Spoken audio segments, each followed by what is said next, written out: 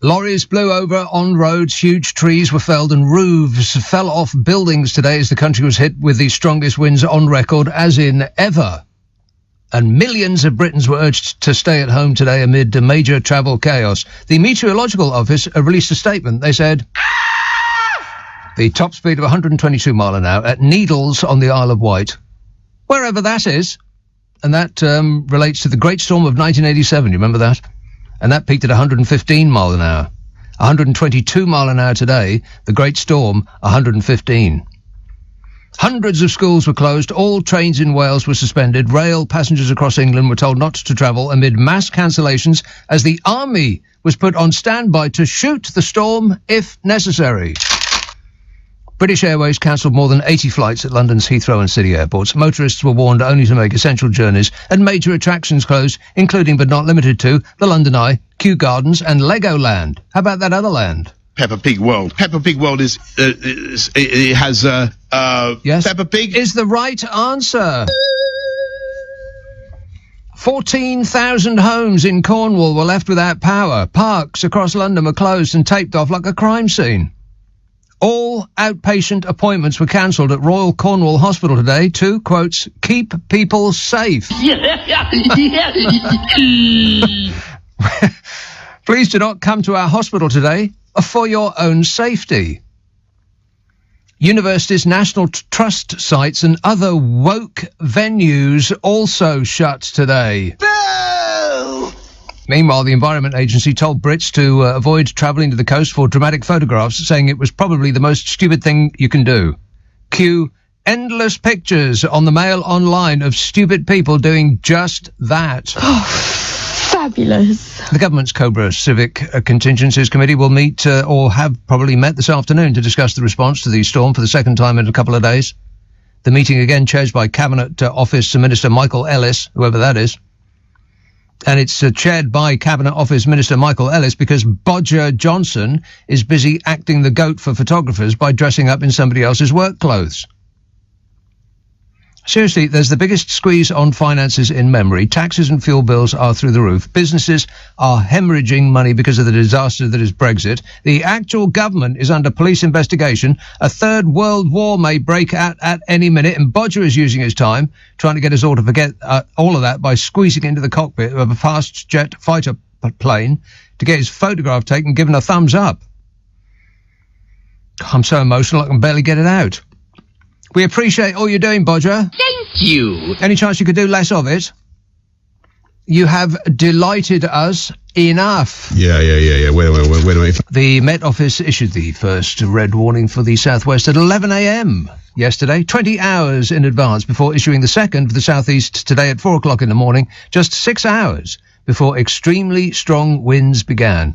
They said, emergency, everybody to get from street. Emergency, everybody to get from street. Prime Minister Bodger Johnson tweeted, the Met Office has issued a red weather warning for much of the UK. We should all follow the advice and take precautions to keep safe. Not me. I'll be out and about flying a kite today and perhaps a spot of windsurfing in Devon. Those photos should be enough to put me back in all your good books, as long as I don't burst out of my hefty boy wetsuit. The Prime Minister tweeted, but I thank all responders for their efforts, just as long as they don't ask for a pay rise. Meanwhile, in a string of weather-related developments reported by the Mail, most schools across the worst-hit regions in the southwest and Wales announced they will shut. Major UK attractions, including Windsor Castle, London Zoo and Chessington World of Adventures, closed. Windsor Great Park, Richmond, Bushey and Greenwich Parks in London shut. Network Rail warned disruption was inevitable, with airports advising people to check flights with airlines. People were urged not to take dangerous storm selfies with huge waves expected along the south coast. The Environment Agency issued 10 severe flood warnings, 31 normal flood warnings and 102 flood alerts. Warning! In some areas, refuse collections were cancelled and residents were warned to tie down bins in the back garden.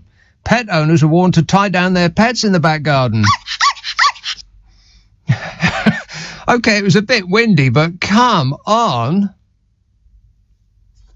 On my way here, I saw an estate agent's for sale sign had fallen over, and that was it. Tonight, the worst of the winds will moderate, but it will remain windy with clear spells and wintry showers, some snow settling on northern hills with the risk of ice.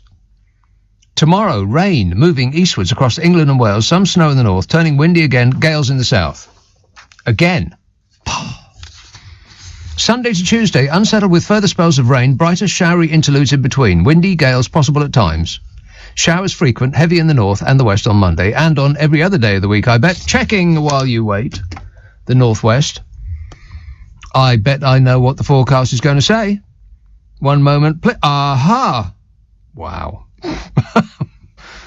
Well, let's see. In Glasgow, raining actually, it's snowing. Sleet, you got. Fabulous. Sleet tonight and raining tomorrow and raining on Sunday and not raining on Monday. What? Rubbish. Well, raining on either end of the day. Not in the middle of the day, at either end of the day. So don't get carried away. You won't have enough time to dry your clothes out. And then raining on Tuesday and raining on Wednesday and raining on Thursday and raining on Friday and raining next Saturday and raining on Sunday and raining on Monday and raining on Tuesday and raining on Wednesday and raining on Thursday the 3rd. Raining every day for the rest of your lives. Would you like to hear the long-range forecast for the next 4 weeks? No. This is Tuesday, the 22nd of Feb to the 3rd of March. Oh, it's almost March. It's practically March, April, May, June, July. It's almost July, which means it's practically Christmas already.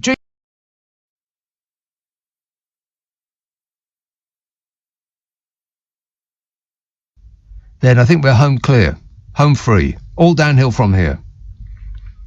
Likely to be changeable and unsettled across the north and the northwest. Yeah, no kidding. For the first half of the period, rain, snow, sunshine, showers, longer, drier spells in the south. Most unsettled conditions expected in the north and, specifically, the northwest. Milder in the south, colder in the north, winds strong. Then, the first 2 weeks of March. Isn't it exciting? Changeable with the north-south split. Which they would also say is true in Spain. Most of the precipitation is likely to be in the north and the northwest, of course. Wintry conditions possible, less windy in the south. Temperatures are likely to be mild overall. Temperatures are likely to be mild overall. We'll take it. Has global thermonuclear war broken out yet? No. Not yet. We're waiting. We'll keep you updated with details as they become available. Vlad the Insaner is off the hook. Of course, he can't back down now. Too much loss of face. So everybody dies. Oh, no. Robert emails, today Team Bodge have had a damn good thrashing here in Oundle, Northamptonshire. This used to be the safest Tory council seat in the area, he says, but in a by-election, the Lib Dems have managed to turn that around and win a 260-vote majority. Despite the fact... Is somebody waving at me? You're not waving at me. It's very hard to tell because there is nothing but a Stygian gloom in there. They turn the lights out so that I can't see them. You look much better when it's completely dark in there, if you don't mind me saying so. Despite the fact that the Lib Dems have no identity of their own, to the point that most of their voters probably couldn't even name the party leader, I am delighted, says Robert. It's so nice to have a non-Tory councillor for once. A non-Tory councillor. Can you imagine? Bernard tweets, I have the benefit of Brexit. I have a benefit of Brexit, not the. There's more than one. Is there more than one? I don't know one. Well, this bloke's got one. Let's read on and find out. I have a benefit of Brexit, says Bernard. If we are to have conscription, then the Brexiters must go first. They will fight harder, and our country can do without them. Thank you, Brexiters. Yeah, we appreciate it. Thank you. Yeah, you go first. I mean, you do like wrapping yourselves in the flag and claim to be the most patriotic, so you go first. Over the top you go. On my whistle. Dave takes, why do the media use the term the army are on standby for everything? Surely the army is generally always on standby. Yes. They could save energy by switching them off at the mains. I'm just trying to help. 0345 6060 973. Text 84850. Email nick@lbc.co.uk. And if you're on Twitter, it's @LBC. Well, apparently Uncle Joe Biden Sleepy Joe is going to be giving a news conference of some description. But it takes him a long time to get to the lectern. So, we'll wait. No rush. Sue says, I was frightened today. The wind was so strong. My heavy garden seat blew over and it broke several pots and my bins blew into the garden and my front doormat blew down the road. That's a very detailed story you got for us there, Sue. As soon as any other developments occur, I want you to let me know straight away. Pop it on a postcard. Chris texts, Nick, I'm sure if Bodger hadn't had any parties, my fence would not have crashed down today. The Conservatives have a lot to answer for. That's right. And it would definitely not have happened if we'd still been a member of the European Union. I can tell you that right now. Southampton. One moment, please. Nope. One moment. Simon.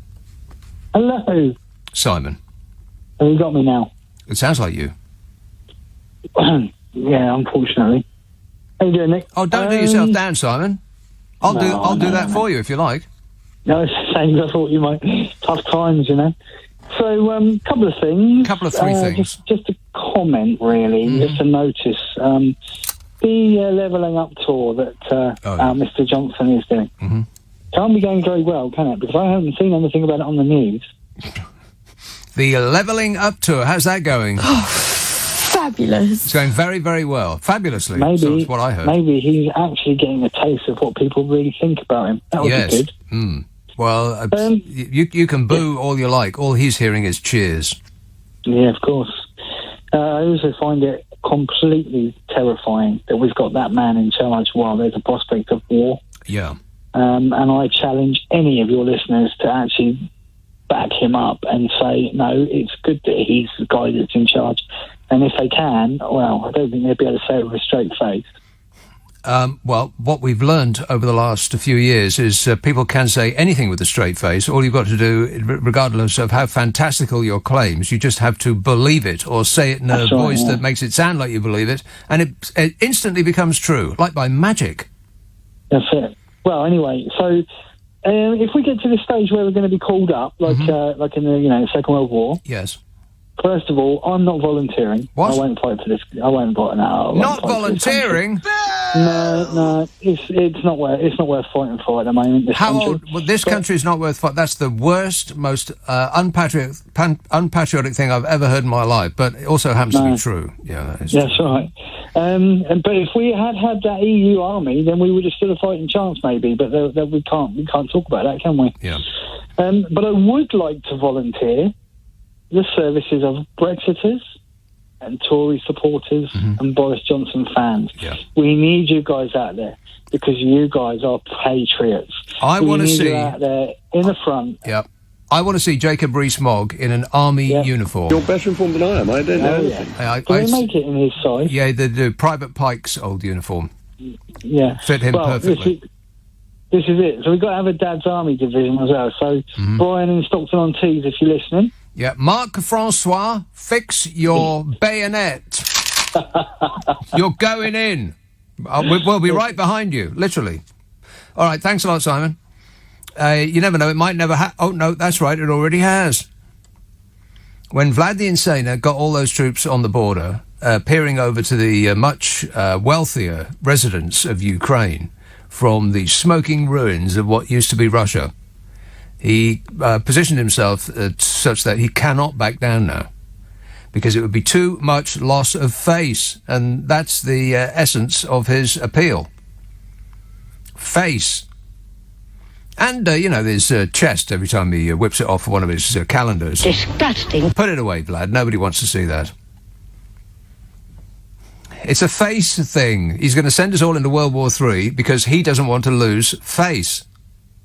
He can't back down now.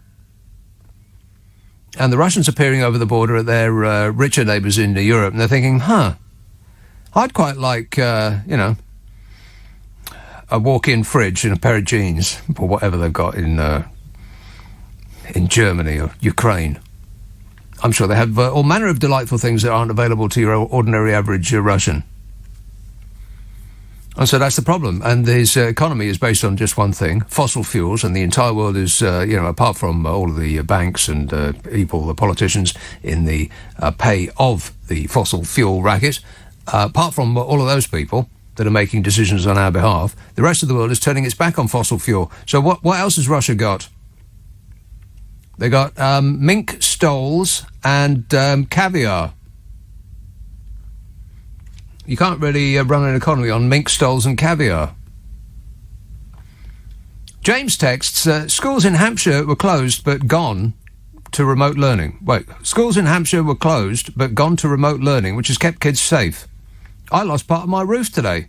There was lots of flying debris. I even saw a trampoline blowing over the house. It was really dangerous, says James. Well, that is true. Trampolines are really dangerous. That is undeniable. Plus, annoying. Never move into a house that's got a trampoline in the garden next door. Because when kids use it, they scream and they scream and they scream and they scream, and you just can't shut them up. It's worse than having a pool. Children.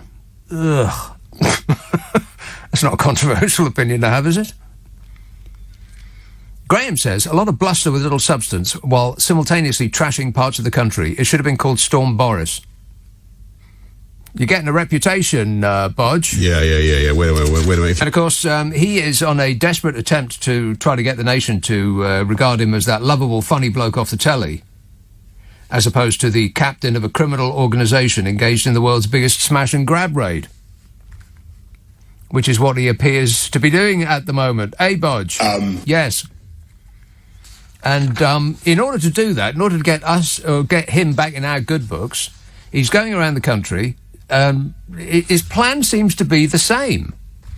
If at first you don't succeed, keep doing the same thing over and over, Bodge. That'll work.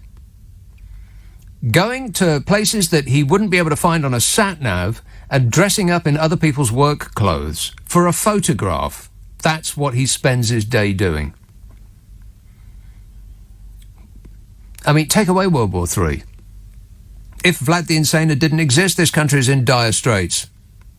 There's people, I'll give you a Grandmaster Flash quote, almost. People are pooping in the streets like they just don't care. Disgusting. And that's in Dover. In lorry laybys. Hey, if you find a bottle of iron brew just lying around in a lorry lay-by, don't drink it. Warning! And he's spending his entire day trying to figure out what costume he's going to squeeze himself into next. You know that plane that he heaved himself into? Yeah, it wasn't actually there. They had to fly it there for that photo. Did you know that? A Royal Air Force aircraft travelled hundreds of miles from a base in Scotland land for a photo shoot with the Prime Minister before flying straight back. Fabulous. Photos of Bodger Johnson with 2 RAF aircraft made newspaper front pages on Friday after his visit to RAF Waddington in Lincolnshire on Thursday. It was all over the front pages of the right-wing press. Like it's the best thing they've ever seen. With his thumb up. What exactly is thumbs up about the situation that we find ourselves in, Bodge? Bah! An RAF P-8A Poseidon, which Bodge was pictured standing in front of, was flown more than 330 miles from its base in Lossiemouth. The plane, a maritime patrol aircraft designed for anti-submarine warfare, departed from its base shortly before 9 a.m. on Wednesday. It then flew back on Thursday after the Prime Minister had completed his visit to the base. It was just there to form a backdrop. Money means nothing to these people. I mean, it hardly has been flown at all. It was manufactured in Seattle. The aircraft arrived in the UK in November of last year and has been flown just 6 times. 6! Including the flight to be Boris Johnson's photo background. It's never previously visited the Waddington base, so don't tell me that it was there on business. Bodge was also pictured with his thumb up, sitting in an RAF fast jet, which was flown to its home base its home base of RAF Coningsby, just for his imperial Bodgeness to squeeze into. I bet they had to take out some of the instruments just so he could get in there. Speaking of reporters at the base, the Prime Minister said he was visiting to, quote, talk to some of our crew, the officers who are involved in very, very important intelligence gathering and surveillance. Right. So he's interrupting people who are involved in very, very important intelligence gathering and surveillance just so he can get one of his publicly funded photographers to try to get his best side while talking to them, pretending to be interested in what they do.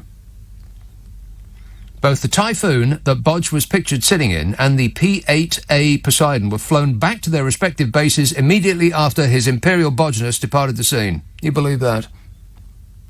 So I did actual homework.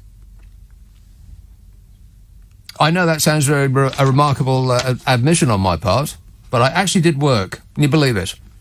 I looked up the cost of flying a fast jet. Guess how much? That's right, £30,000 an hour. What? £30,000 an hour. Plus the cost of the person what does the flying and the ground support staff and the person needed to grease the PM's thighs to get him into that tiny cockpit in the first place. So there's money well spent. All for a photo. Still, it was on the front page of all of the right-wing press, so, well done there, Bodge. Good job.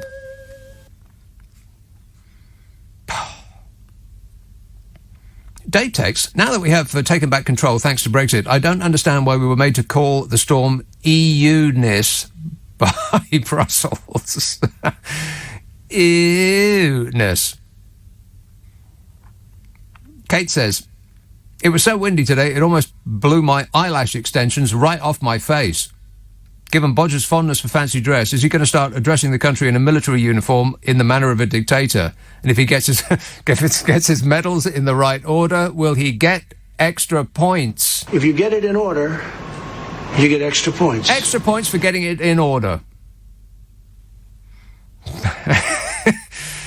Yeah, if you go through the dictator checklist, Bodger Johnson has ticked every single one of them, apart from showing up at a lectern in a military uniform. I mean, he's sort of done that by squeezing himself into a police person's uniform, and I think at one time he put on an RAF flight jacket. They managed to find one in his size. Or maybe they manufactured one special.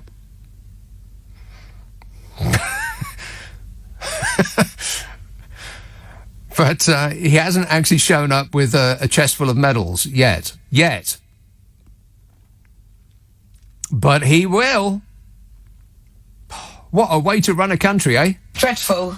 Anton Deck sworn at on ITV Saturday Night Takeaway as fans storm off. Oh, no, I'm sorry, that's the wrong one. Massive explosions ripped through Russian separatist city of Luhansk in eastern Ukraine hours after a car bomb and mass evacuation of 700,000 civilians, as Biden says Putin will invade in days. He's been saying that for days, that Putin will invade in days. I just love the way they say Putin.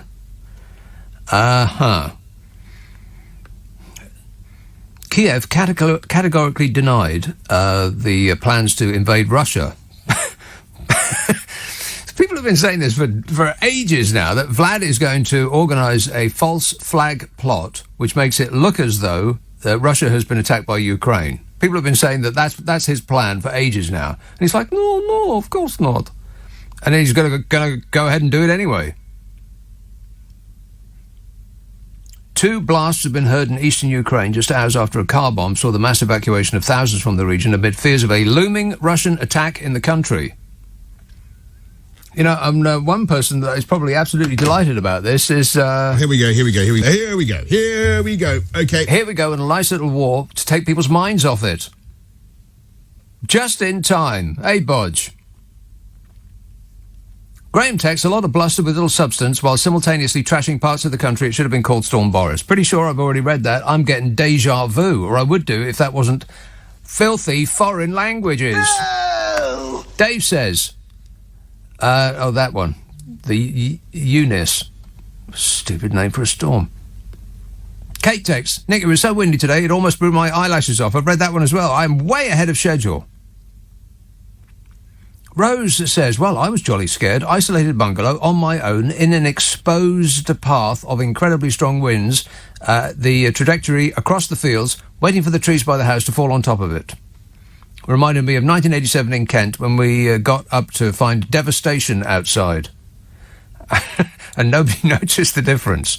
You know, it being Kent. Gwen texts, storm in Edinburgh was awful. My partner saw a leaf move 6 inches. Knowing him, it was... right, probably 4 inches, says Rose. Oh, OK, then. Talking of Kent, by the way, how's things in Dover? Dreadful. As post-Brexit customs checks continue to cause disruption, Bodger Johnson's government has been urged to start building more lorry parks near Dover or face traffic gridlock around the port. Desperate drivers caught in 4-hour queues near Dover have been forced to bleep in the bushes and throw bottles of urine out the window. What? We got rivers of sewage in our rivers and rivers of sewage on our roads. How's Brexit going, by the way? Brexit's going great. Logistics chiefs and local politicians have warned that road congestion in Kent will get worse when further checks come into force in July and September. Or, to put it another way, the Brexit opportunities to step in human poop in a Kent lay-by will get even greater in just a few months. Oh, fabulous. The government has asked National Highways to identify new sites for lorries. But ministers have not yet committed to building an extra park, despite a promise by Chancellor Fishy Sunak in the autumn budget to spend £32.5 million on driver facilities. There are simply not enough lorry parking spaces, said Rod Mackenzie, Director of Policy at the Road Haulage Association. The facilities for drivers are inadequate, he said, but as he is an expert in possession of facts, no one was remotely interested in anything he had to say. The RHA, Road Haulage Association official, said there's precious little room in Dover itself, so more infrastructure is needed near the port for checks. There's a real urgency about this problem. It's not something that can be ignored much longer. I know. We'll get that Brexit brain on the case. What do you reckon, Smug? You're better informed than I am. I don't know anything. Edwin Atima from the Dutch Hauliers Union, which works across the UK, told The Independent that drivers are increasingly angry about the time spent waiting in queues at Dover since full customs controls came into force in January. They're not upset, they're angry. There's a lot of time not working, just waiting, said Mr. Hang on. That's better. There's a lot of time waiting, not working, said the bloke from the Dutch Hauliers Union. He said drivers are suffering from a lack of proper facilities. They've got to bleep in the bushes, he said. I've been there. You can see it. You can smell it. It's 2022 and this shouldn't be happening. Yeah. Correctamundo, as they say in Holland. We've gone from a country that used to poop in the toilet, now we're pooping in the bushes. We've gone past the Second World War, which was the destination of choice for all of those Captain Mannerings of the Brexit Brigade, and we shot back to an era when we didn't have plumbing and just threw the contents of the bedpan out the window. Chris Precious is a name I'm not making up. He's an independent councillor on Kent Town Council. He said bottles of urine and plastic bags of human excrement are being thrown into people's gardens and along the A20 roadside by desperate drivers. It's left for residents to clear up, he said. But as those Kent residents overwhelmingly voted to leave the European Union by about 60% to 40%, I have been told about 1,000 times that they knew what they were voting for. Correct. It seems odd that people would be voting for bags of poop on their lawns, but I suppose they had their reasons. Look, a dinghy! Calling for a new lorry park near Dover and a bypass for freight traffic, the councillor said, if nothing is done soon, it's going to get worse. We'll have gridlock. It's impossible for the A20 to cope with this. Conservative MP Hugh Merriman, chair of the Transport Select Committee, revealed last month that he accidentally stood in human excrement during a stop at a lay-by on a visit to inspect facilities at Dover. Isn't that sad? Roads Minister Baroness Veer said last month that she had asked National Highways to look at any and all land holdings to see if we can find any new places. This is our future. Identifying beautiful green spots of land to make into a lorry park to deal with all that red tape that we were promised wouldn't exist.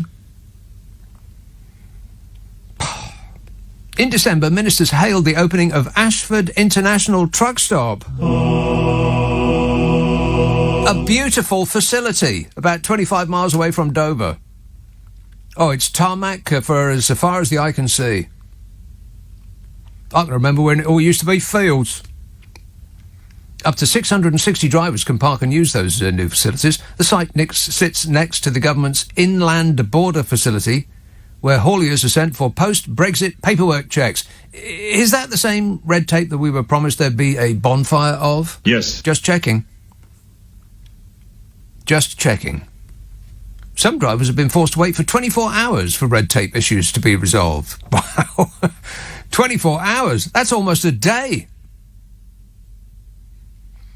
A much smaller site made up of just 96 parking spaces is being created just outside of Dover to allow officials to inspect trucks when additional agri-food checks come into force in July. Extra checks.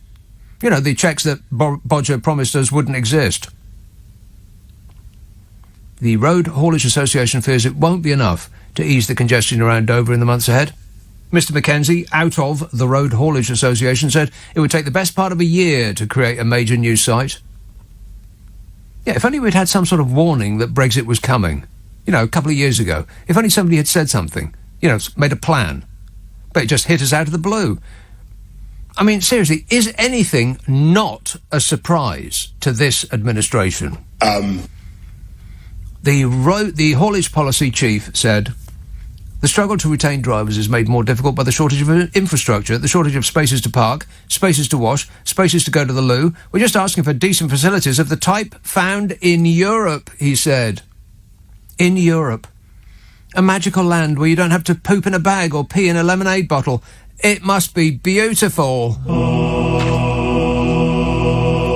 A government spokesmodel said we're spending £32.5 million to improve lorry parking facilities and are working on other numbers which will just reel off to fill the air with noise because that's better than admitting that everything we promised would be gold is turning out to be... disgusting. Exactly. They'll just give us a boatload of numbers. 86%, 5 million, and of course, over 50%. And what I'm saying is... Yes. You know, an additional 162 million. And that comes, by the way, on top of the 500 million. On top of? 36 billion, of which 5.4 billion, and probably one of the biggest of 500,000 of over 16,000. Massive, 500,000. Massive, absolutely. Whatever that bloke just said, just fills the air with noise. Hello, Simon. Evening, Nick. I think things are moving in a definitely very concerning direction as far as Ukraine is concerned. Within the last hour or so, President Biden, for the first time publicly, has said that he believes that Russian President Vladimir Putin has now taken the decision to launch an invasion. We're convinced that President Putin is going to invade Ukraine. Is that what you just said a few moments ago? Yes, I did. Yes. That's the president speaking after a telephone conversation in which he consulted with a variety of European allies and partners, including the Prime Minister, Emmanuel Macron of France, Olaf Scholz of Germany, and others. He went on to say that even though he believes that decision has been taken to launch an invasion, he thinks there is still a narrow window open for more diplomacy to try and defuse the tensions. It is not too late to de-escalate and return to the negotiating table. Last night, Russia agreed that Secretary of State Blinken and Foreign Minister Lavrov should meet on February 24th. February 24th in Europe. But if Russia takes military action before that date, we'll be clear that they have slammed the door shut on diplomacy. They will have chosen a war. And they will pay a steep price for doing so, not only from the sanctions that we and our allies will impose on Russia, but the moral outrage the rest of the world will visit upon them. And as the president was making those comments, social media started carrying images and video from Luhansk in eastern Ukraine. That's a part of Ukraine that is controlled by Russian separatists, where an explosion of some kind has taken place tonight. There are reports, unconfirmed, but multiple reports, that it's the Druzhba pipeline, which is the longest oil pipeline in the world. It's a massive pipeline delivering oil from Russia and other former Soviet republics to Europe. A section of it passes through eastern Ukraine, and that section of eastern Ukraine that is controlled by Russian separatists. The Russian separatists are accusing the Ukrainians of causing that explosion. Ukraine's government says it had absolutely nothing to do with them, and this, of course, is fueling the notion promulgated by the Biden administration for days now that the Russians are going to create some kind of pretext to invade Ukraine. The Speaker of the Russian Parliament in Moscow tonight, citing those reports, which are blanketing state media in Russia, about the pipeline explosion, insisted that Russia did not want war, but if it became necessary to mount a military operation to defend Russian speakers in eastern Ukraine, then that was absolutely what the country was going to have to do. And tonight, from Jennifer Griffin, a Pentagon correspondent for Fox News, but a splendid correspondent working at the Defense Department, in fact, a former colleague of mine. She is reporting tonight that a senior US defense official is saying that 40 to 50% of Vladimir Putin's troops, and remember, the Americans say there could be as many as 190,000 of them, have moved into attack positions. Putin now has as many as 125 battalion tactical groups amassed, and in the words of this senior US defense official, the destabilization campaign has begun. So it looks like we are in for a dramatic weekend, and certainly a dramatic week ahead in Ukraine, with all sorts of uncertainties ahead. It seems bizarre that this scenario has been predicted for so long now, this false flag plot, basically attacking your own side and making it seem like it's, the Russians attacking Russians and making it appear as though Ukraine had, launched an attack on them as an excuse to start an invasion. But people have been saying out loud that he's going to be doing that for ages now, that he would actually go ahead and do it anyway. It just seems bizarre. Well, it is bizarre, but President Biden was saying tonight, if you thought about the claim that Ukraine had done this, that also defies belief, because why on earth would Ukraine, which we all know has absolutely no chance whatsoever of winning a ground war with Russia, why on earth would Ukraine do something that was pretty much guaranteed to spark a Russian invasion that President Biden said tonight is going to go all the way to Kiev and may well overthrow the government of President Volodymyr Zelensky? I mean, there is another possibility here, which is that the Russian separatists themselves want to spark a Russian invasion of Ukraine, because they want eastern Ukraine absolutely to be recognized by Vladimir Putin as quote-unquote independent, so that they can then come into Vladimir Putin's sphere of influence and essentially be, a Russian colony, and that would see at least eastern Ukraine taken back into Russia's orbit in much the same way as the Crimean Peninsula was annexed by the Russians back in 2014 on Barack Obama's watch.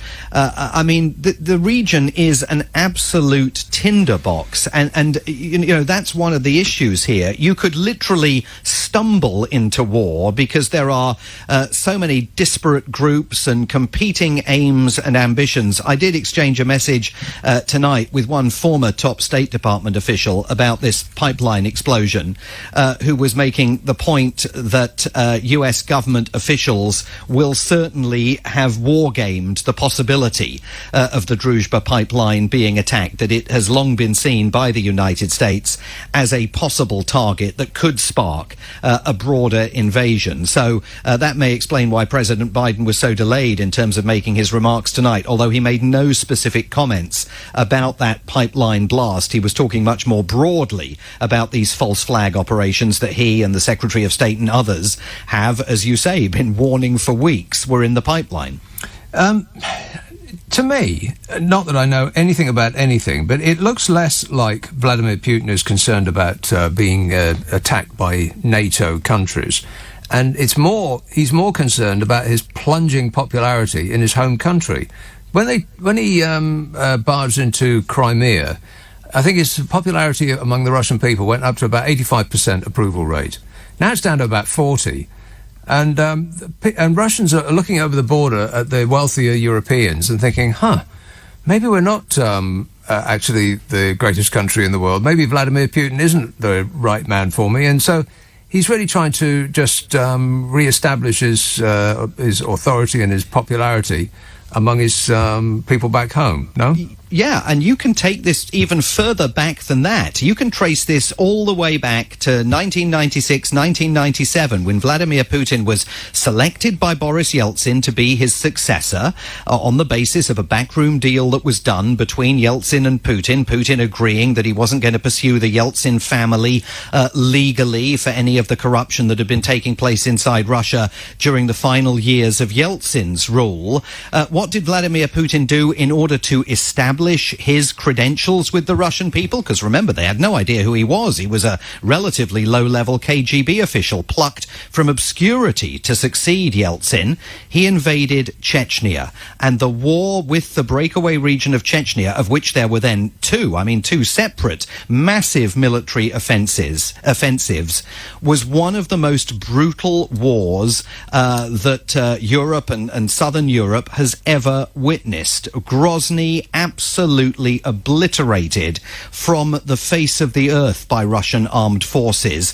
And it was that first war particularly where Putin learnt to understand that if he could control the message that was going into the living rooms of Russia by making sure that he controlled the narrative on Russian state television, and then during the Second War expropriating the assets of the private channels that had been covering the war in Chechnya almost as though it was Russia's Vietnam. So he expropriated their assets and turned them into propaganda vehicles for him as well.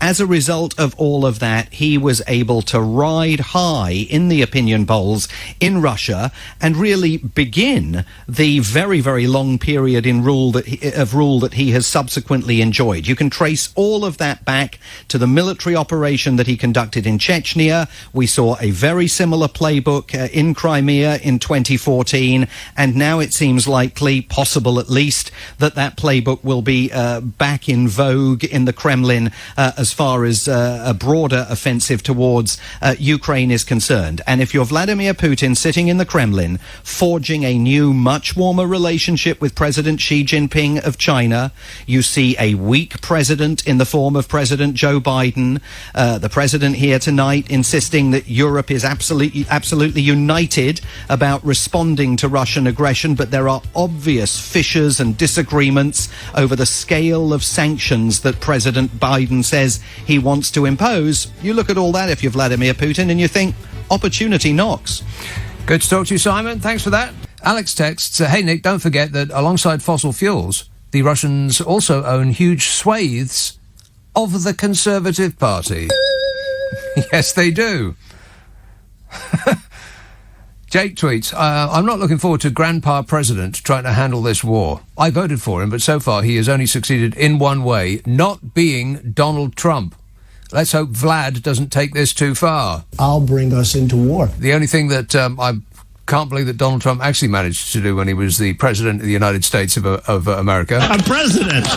Can you believe it? Was to start a little war. Well, he did start a little war, but it was a civil war. They were too busy fighting with themselves to fight in an outside country. Phil tweets, the problem with getting Rees-Mogg into the army is that I'm not sure that army uniforms come in haunted pencil size. That was James O'Brien's line, wasn't it? I've tried. I can't come up with anything funnier than that. A haunted pencil.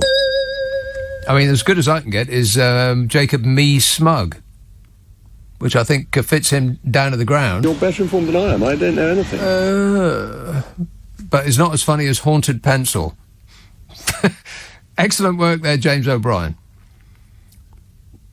Martin says, war, Nick, what's it good for? Nothing. Say it again. Rock and roll! Let's have a call in beautiful downtown... Wait, what have I just done? Chelsea. Hello, Mark. Hello, sir. Hello. I'm just... Mark. Yeah, can you hear me? Mark, are we on speakerphone? Yes, we are. Oh, my God. Is that any better? A little bit better, yes. Well, anyway... It's like you just walked into the room. Well, I'm not... I really, felt disgusted by the way that the resources of the Russian people ended up being given to a handful of billionaire thieves. Yes. So I'm not a fan of Putin. In fact, I am that S word, the dirty S word socialist. And I would have preferred women's rights and Soviet socialism given the choice between Osama bin Laden, the Taliban and Al-Qaeda in Afghanistan. So but anyway, moving on to the present, the Warsaw Pact played chess as NATO played, well, the US essentially, followed closely by Britain, played poker and won. The genius of his strategy here is he has managed to get America, NATO, whatever you want to call it, to show their hand. If he had spent millions on operatives, agents in place, spooks, whatever, you would not know what would Germany do if push came to shove. And they've displayed it. They'll send 2,000 helmets. NATO is not one big family, happy or unhappy. It is divided. It's shown how nervous the West is. Personally, I thought Bodger would use this as a PR opportunity and be like Baroness, may she rest in peace, Thatcher, and dress up in fatigues, camouflage, and Mark, go and stand next to tanks. Have you seen the news today? He got pictured with us, giving us a thumbs up from the cockpit of a fast jet fighter plane. Okay, yeah, it took him some time. Okay, well, so there we are. I mean, the other thing that I find very confusing is the great Simon Marx saying that the popularity of Putin is so important. Yeah. Well, I thought it was a dictatorship where democracy means nothing and you have no choice.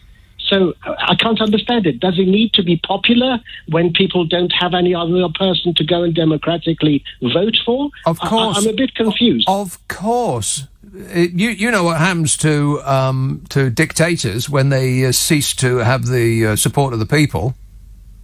Their statues get felled. And, NATO sends people in there to use bayonets on their backsides. Yeah. Okay. All right. It's very, very confusing call, though, Mark. Something about poker and chess. I don't know how two people can be playing. One could be playing poker and the other can be playing chess, and you can decide the winner. I'm mystified about that. But other than that, and all the other things I didn't understand, good work. Adrian emails, Bodge is always dressing in different work attire. Is he the 21st century's fatter version of Mr. Ben? Rude. But yes. Ricky tweets, can you think of any other PM who would waste taxpayers' money to put their lard into a plane? Disappointed that no one told him to press the ejector seat button. Not many fans, Bodge. Not really. I mean, they used to have a lot of fans. You used to have a lot of people that would give you, an enormous amount of rope because you were that funny bloke off the telly. Now we have come to know your work. Not that impressed, eh? Yeah. Wait a minute. In fact, I think that the overwhelming opinion is that you have delighted us enough. Let's have a call in Leatherhead. Tim. Nick, hi. How you doing? Good, thanks. I was just wondering if it's all right to be frivolous and light-hearted after all that wonderful news. Well, it's if in time of war you can't be frivolous and light-hearted, then when can you be? No, it's true. I actually rang up earlier. I've been hanging on for a while, but I rang up to complain because you conjured up this image of somebody greasing Bozo's thighs to get him into that fight. Yes. I can't unsee that anymore, I'm afraid. There's no way he could get into the cockpit of one of those tiny planes without some sort of assistance. Well, I've just been to the fridge to get something to eat, and there's a great big lump of butter in there, and it's just... Anyway, it's not so bad. We've got Liz Truss in charge. It's probably quite good. Yeah. But I was intrigued this week. She's been on this sort of photo journalism promotion thing, and she's produced 700 photos with a publicly funded photographer following her around Russia. 700? Wow. Are any of them where she's not wearing that hat? It works. That was a good hat, wasn't it? I mean, my God, it works out apparently at one photo for every 5 hours since she became Foreign Secretary. Yeah. What's that all about? Well, she's on manoeuvres like Russian's army. All right. Fantastic. Well spotted, Tim. Keep your eyes peeled. Thanks a lot, mate. 0345 6060 973. Some people saw that hat and thought, I think I may have said this last week. Stop me if you've heard this before. And they thought, what is that poor animal that Liz Truss is wearing on her head? And I suspected the opposite. You should actually be concerned at what has that poor animal got in its bottom? Joanne texts, Nick, I would only have to work for 18 months to fund Bodger's jet for 1 hour. Sounds like a bargain to me. Can't you just leave him alone? He's doing his best, says Joanne. Sadly, I feel that that's probably true. Boris, this is him doing his best. Can you believe that? Yes. Yes. I'm still disappointed with whoever let him down off that zip wire. If the person who let him down off that zip wire just minded their own business, he'd still be up there. 0345 6060 973. You can text 84850, email nick@lbc.co.uk. If you're on Twitter, it's @LBC. Friday, Saturday, Sunday night at 10, Nick Abbott, LBC. No break, I've done it before. Says force of habit. Stevenage, John. Hi. Yes, John. Hello. Yes, John. Hi. In the Ukraine, there are a number of medical dental nursing students who have gone from the United Kingdom and other European countries to study there. As a result of this conflict, they're losing a hell of a lot of money, a lot of time and a lot of effort, and their energies into their careers are now probably lost. And there's an impact of this in the NHS in the UK, that there is a shortfall of doctors, dentists, nurses, and this secondary impact will be, where does this talent go? What's going to be the ultimate price for these young students that have gone to the UK and spent significant amounts of money? Will they get their careers on track again? Will they be able to salvage that which they've invested? Who knows? It's just another unwritten story, another effect of this impending crisis. And God forbid... What are British dental students doing going to Ukraine? It's cheaper to study in universities like Dnipropetrovsk and to study there, and under European treaties their qualifications are recognised by the governmental regulatory authorities, General Medical, General Dental Nursing and Midwifery Council. And for the cost of studying medicine, dentistry and nursing in this country, it's about a tenth of the price to do it. And the studies are in English and they are approved, not only in this country but also in North America, Australia, Commonwealth nations and across Europe as well. And this has been a source of quite considerable funding for the Ukrainian economy, and also a source of producing doctors quite cheaply for this country as well. And at this point it's not insignificant. But what happens when this avenue of resources closed and other countries like Bulgaria and Romania and Hungary, these other countries which are supplying doctors to Western Europe, there will be an impact there as well. And ultimately, our health services will suffer as a result. So this is a tremendous crisis on many levels, but on a personal level for these young students who are coming back to the UK, they've lost time, they've lost money, and probably some of them have lost their careers as well and have to realign themselves. So I think this is a story which we should be aware of as well, because ultimately, who will pay the price? We will. Right. When our NHS suffers once more. Yeah. Okay, well, that all sounds very serious, but not quite as serious as World War III. Not as serious as global thermonuclear war. But that's an interesting angle that I was not aware of. People are going to Ukraine to study dentistry. Okay, just as long as if you've got a sore tooth, you don't have to go to Ukraine to get it pulled. But you would probably be, if you could get an appointment, you'd probably be best to, seal it. Just make sure that if you can get an appointment with a dentist in Ukraine, make sure you go. Even if World War III breaks out, because if you wait for one on the NHS, they'll be operating in your coffin. You just can't get an appointment with a dentist on the NHS. It can't be done. It's not possible.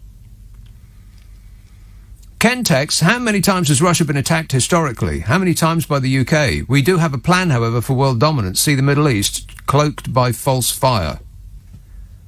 You're all over the place there, Ken. What is it you're saying? Don't sit on the fence.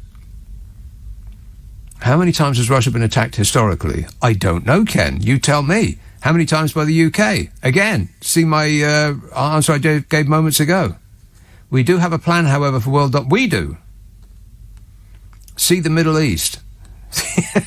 Yeah, how's that plan for dominance of the Middle East going, by the way? Oh, fabulous. Yeah, not that great, no. I think we don't have a plan. Just like Donald Trump, we don't have any kind of strategy. There's no strategy. I have no strategy.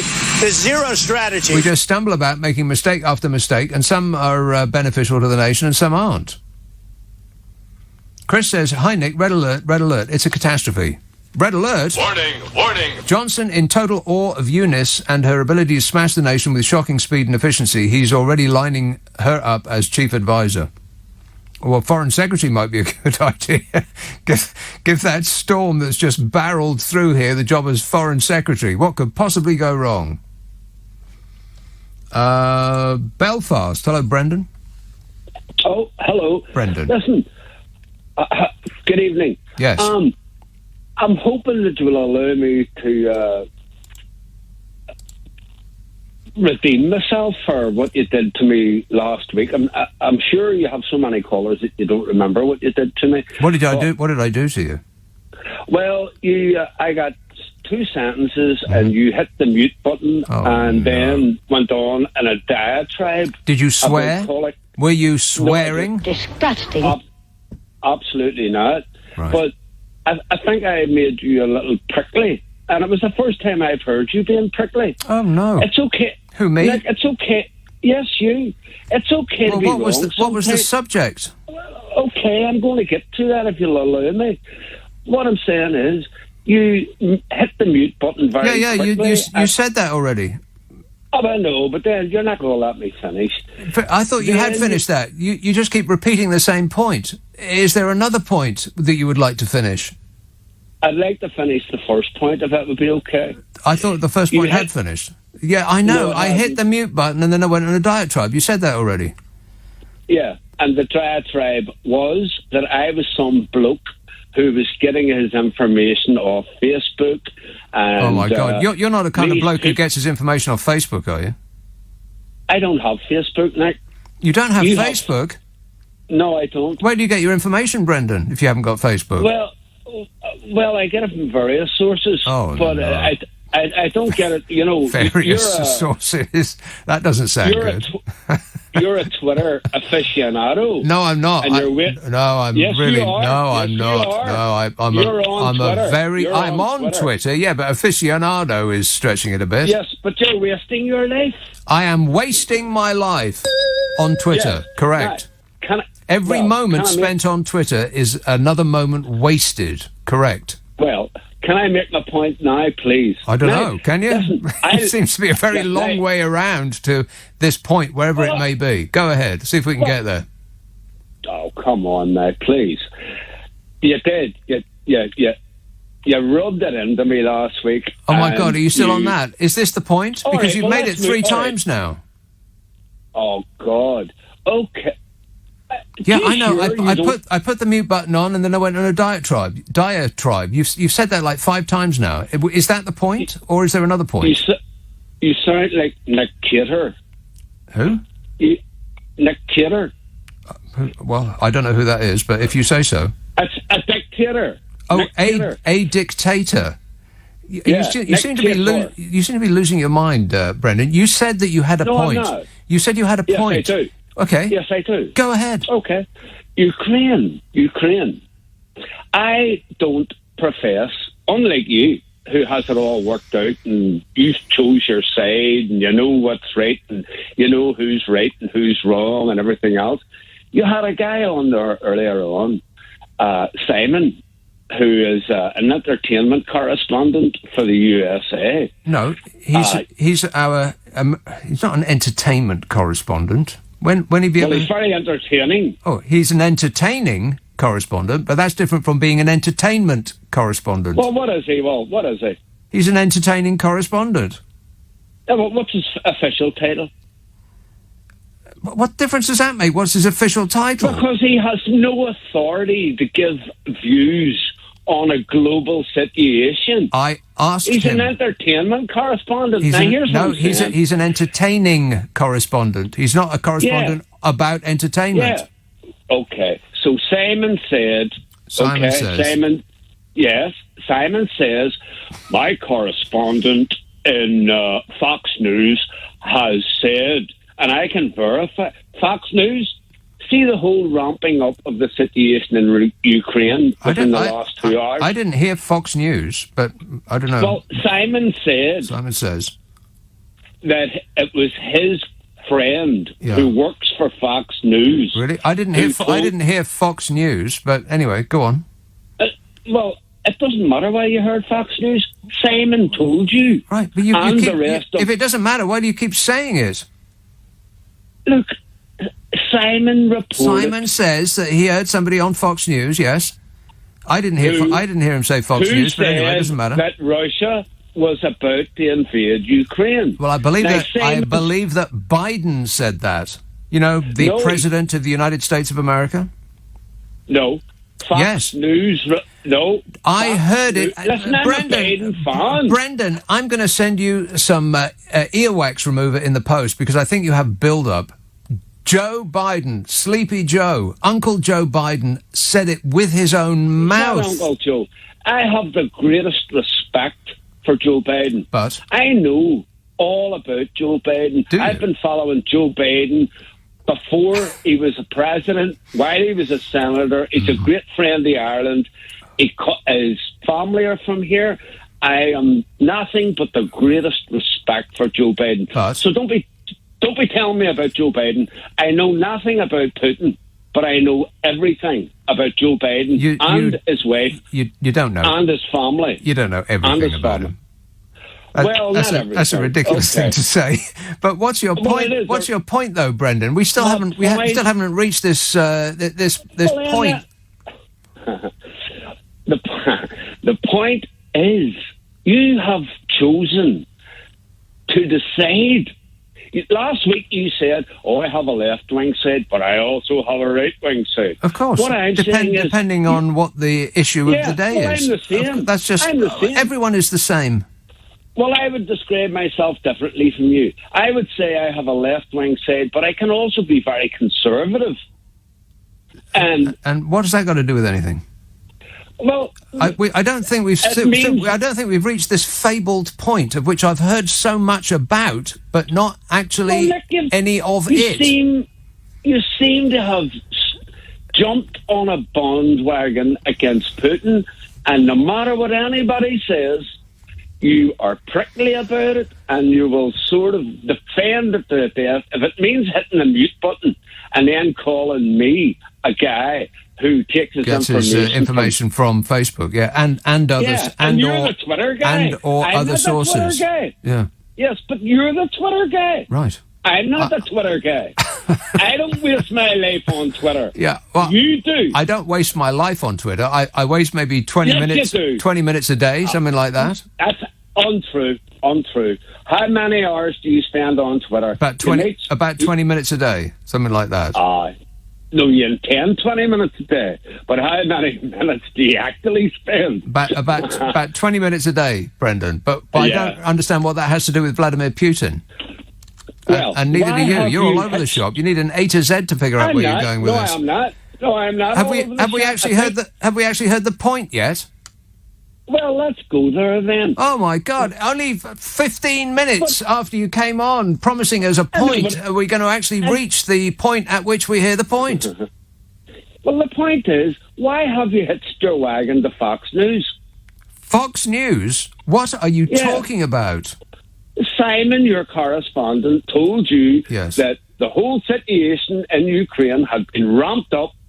Well, that's the only news media that are reporting this, even though they are taking segments of what Joe Biden, President Joe Biden, is Fox News. Is that what you're saying?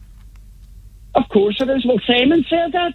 No, Simon didn't say that. Simon said that. Simon said that the President of the United States said that.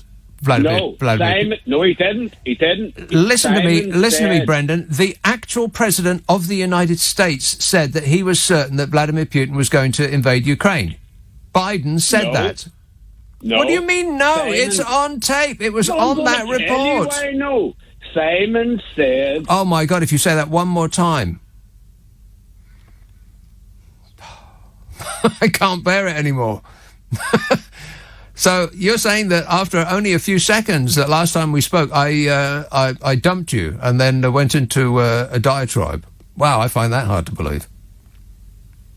If only I had done that this evening, I wouldn't have had to suffer the last 10 or 15 minutes, or like hours is what it seemed. Absolutely terminal. It's like listening to a conversation in an airport. There's a sign that says terminal everywhere you look. Painful, Brendan. Yeah, I picked a side. I don't think that Vladimir Putin is a force for good. You apparently do. And that's a matter for you. I'm not remotely interested in discussing it with you a single another second. Did we actually get to that point that we heard so much about? No. I don't think we did. Whew. But at least it was loud and, went on at length. At least we have that. So we hear that an explosion has rocked the city of Donetsk in eastern Ukraine in what's feared to be a Russian false flag plot, which is what people have been saying Vladimir Putin will do in order to kick things off there. To talk about that on the phone, Major General Chip Chapman, former head of counter-terrorism at the Ministry of Defence and former senior British military advisor to US Central Command. Major General. Good evening, Nick. How are you doing? Most excellent. Well, you can't beat that. So what's your take on what we're reading then? Well, you don't write a suicide note by causing a provocation. And if you really believe Ukraine would wait in the period between 2014 to 2022, that's the original invasion of the Donbass and the annexation of Crimea, for the time when you got 150,000 troops assembled on your border to suddenly produce a provocation, then you've probably fallen victim to the black propaganda that seeks to hack an enemy society in its mind rather than confronting it head on.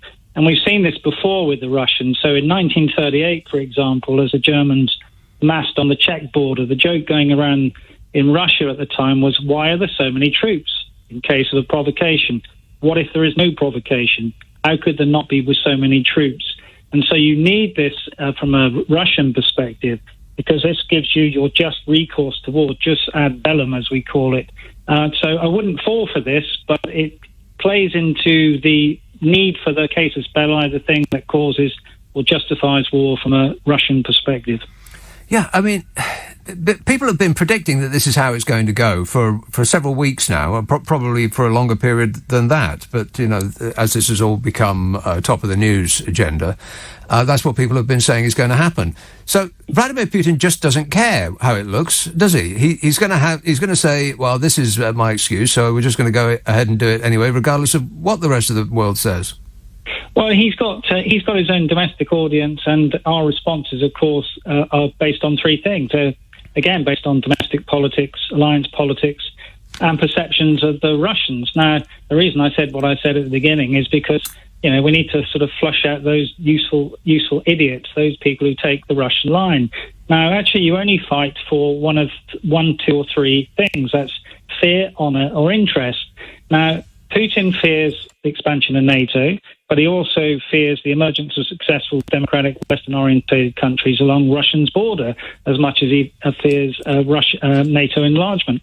And from his vital interest point of view, he thinks, I think, that this is the last moment that he can make sure that Ukraine doesn't go towards the West. So from his perspective, although that is wrong because Ukraine has never in its history invaded Russia, there is some rationale from his side, even though it's a warped rationale from a Western perspective. Yeah, I mean, he can't possibly be frightened that NATO is going to invade Russia. So it looks to me like it's all about his popularity at home. You know, when they went into Crimea, his popularity at home went up to about 85% approval rating, and now it's down in the 40s, I think. Even for somebody who can fix their own elections, that's not good. So this is all about his about how he looks to his people at home, no? It's partially that, but of course of the risks, because ultimately you've got to sort of ask yourself three questions. Is the proposed operation likely to succeed? And war has a way of running away from you. Secondly, what might be consequences of failure? And thirdly is in the realm of practicability of material and supplies. We're in Putin 4.0 at the moment. He is going to be in power until 2036. So in one sense, he doesn't have to go to war because he has another 14 years in power when he's going to outlast all the Western leaders to try and achieve his strategic objectives. And really, for the last 4 or 5 years, since, for example, the Novichok attacks, I've been banging on all that time about what the grand strategic objectives of Russia are, and they include regaining lost territory and spheres of influence, diminishing US influence globally, and re-establishing Russia as a great power. They have not changed, and to enable that, you need to divide and deter NATO and divide and weaken the EU. He's not done that. One of the strengths at the moment, it seems to me, has been a very coordinated response from the Western powers. There might be nuances, and of course there will be, but they will be flushed out if he does come across that border, and all bets will be off in terms of the response. Well, you say that all bets will be off, but from what we've heard, the response is going to be financial penalties. They're going to remove their diplomats. So he's not bothered about that, is he? I think there's 4 things, really. The first one is obviously the financial one. Whether that works or not, who knows? The second one is embargo on US-made design technology. And the third one, because we've telegraphed all these, is arming the insurgents for what might be the war after the war. Now, there might not be a war after a war because he might be able to overthrow the Ukrainian polity very quickly.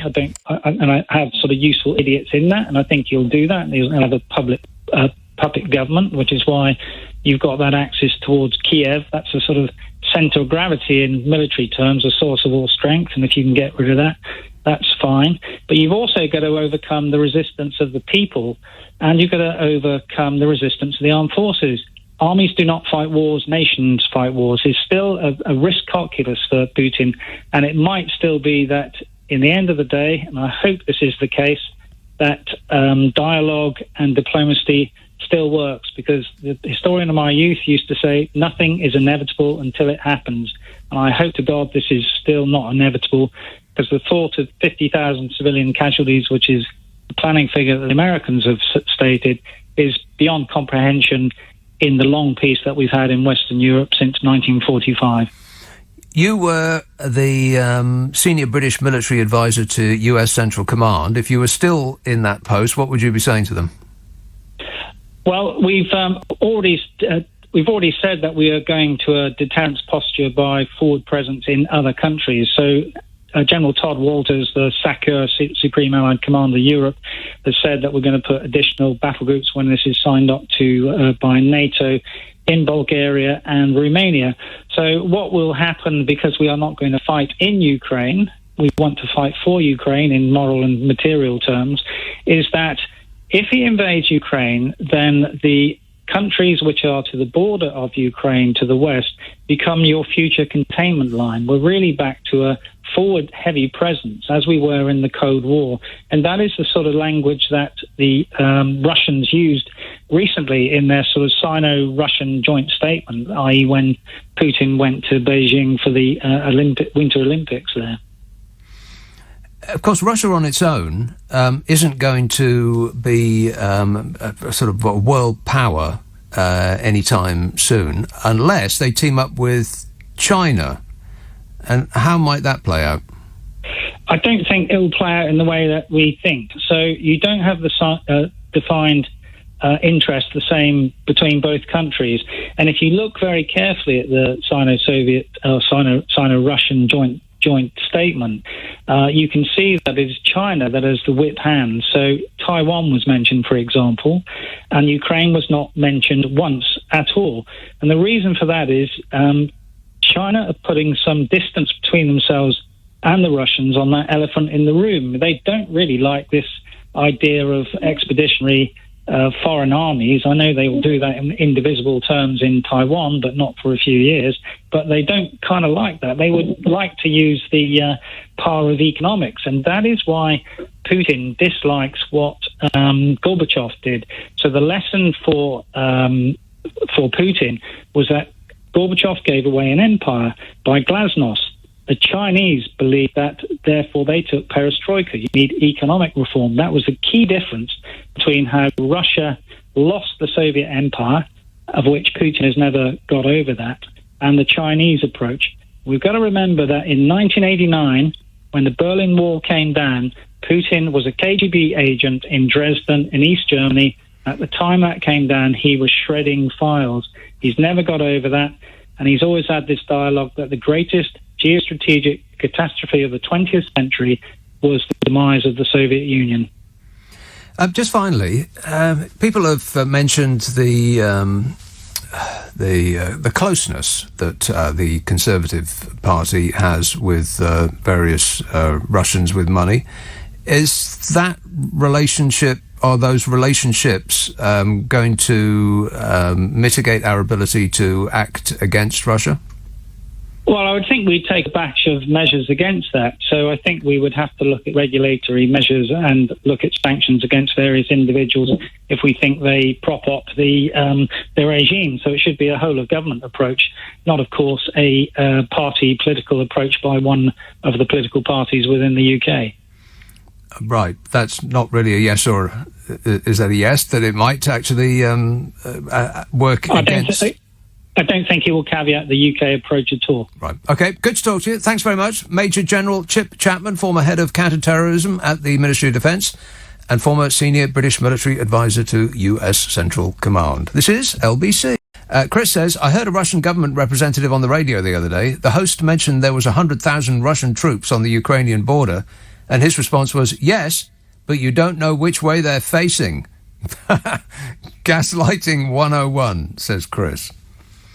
0345 6060 973. Let's have a call in New Malden. Ahmed. Oh, hello, Nick. It'd be interesting to know what secondary school your last speaker, last caller, has graduated from. What? Your last speaker. It'd be interesting to know which comedy school he graduated from. Which school he graduated from? Comedy school. Oh, comedy school. Yes. He didn't make me laugh. Well, I think, everyone obviously is full of it at the moment. What's going on? I mean, the president of Ukraine, he's a comedian. He is actually a comedian. That's true. He played the president of Ukraine, as far as I'm aware, on a TV show. And people thought, let's vote for him as the president because he's got a lot of experience in the job, being as how he played one on television. Yeah. Yes. And the mayor of Kiev is a boxer, right, surrounded by all the misfits. 10 Downing Street, you got Boggling Boris. Mm-hmm. In America, you got geriatric Sleepy Joe. Yeah, and previously... I could be more presidential than anybody. Yeah, we had the comedy clown off the telly. Yeah, it seems to be the whole world is going, is choosing an alternative leader. Well, exactly. Based on how amusing they are. These people are still living in the past. The thing is, if tomorrow, God forbid, if war starts, it will be serious. There will be no winners. And if Russia decides to go into Ukraine, there's not a thing America can do about it. Europe they got no part to play. It's America who's dictating how it's going to play out. They are they are a sort of declining power, and there's no way they can turn that around. Well, America is a declining power, but it's still the number one it is military country power, in the world. yes, but how Russia long for? is a declined power. Its declination is apace. They cannot change what is happening. The way that the world, sphere of power is changing, has changed. They cannot accept if they start a third world war. And there will be no winners. Who starts a third world war? Whoever starts it, America is determined. Why have they got... America doesn't seem to be the one that's determined to start a world war. Russia has told America, we don't want you here in Eastern Europe. Right. Why 5,000 miles away they are just interfering? They will no. Back up. Stop speaking just for one moment. It's the Ukrainian people should be the ones to decide the future of Ukraine, not Vladimir Putin. Yes, but they are under their sphere. They are obviously, if America places missiles and troops on their borders, what do you expect? America won't like if Russia places missiles and troops on Mexican borders. Well, I'm sure Mexico would have a problem with that too.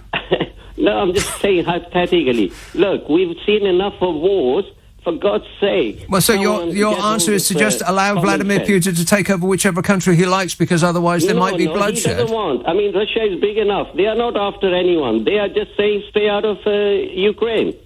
They can do what they like. Yes, Ukraine. Well, then explain why there's so many. There's 100,000 troops battle ready on the border of Ukraine. America is saying 190,000, even allowing for that. The thing is, as you just said earlier, it depends which way they are facing. That's not the point. Of course it doesn't. On a serious note, yes, they're telling America to stay out of it. Don't cross the red line. They told them. There's not a red line. It is a red line. Ukraine is not Russia. Yes. So the people of Ukraine should be the ones to decide which way Ukraine goes, not Vladimir Putin. Yeah. So, okay. So in the past, wherever these, dictators or, superpowers, if they decide to take over some country, invade some country. Yeah. How many countries Russia has invaded in the past? Oh, is this a what about? Well, America has invaded. Right. Okay. So it's a what about? I wouldn't agree or condone any of those actions either. But just because some people did bad things in the past doesn't mean to say that you get a blank check to do bad things in the future. America continue to do all these things. They want to remain a superpower, which they are no longer are. But of course they are. Only a military power. Of course America is a superpower. It's the biggest economy in the world. Yes, but it's a declined superpower. Other countries have now obviously now progressed quite a lot. Other countries make money too, but what's that got to do with anything? They couldn't even beat the Taliban, and let alone anything else. What has that got to do with what we're talking about, Ahmed? All right, okay. So what's going to happen in Ukraine now? You're asking me? Yes, obviously you take the view that Russia obviously needs to be held back. It needs to be held back from doing what? For exerting their demands on America. Okay, that's all they're asking for. They are not asking any land. 98% of people in the eastern Ukraine are Russian-speaking. In fact, the historic links are with Ukraine and Russia. They go thousands of years back. Well, yeah, of course, but we got strong links with India. So why don't Britain invade India and bring them back into the fold? Ahmed, please. Here's another one who gets all this information from Facebook. Oh my God, all these Putin apologists. It's like playing tennis against a wall. You just can't get through. Okay, so it's America and Britain who have brought the world to this point. We've forced Vladimir Putin to put 100,000 troops on the Ukrainian border. It's our fault, I see. Okay.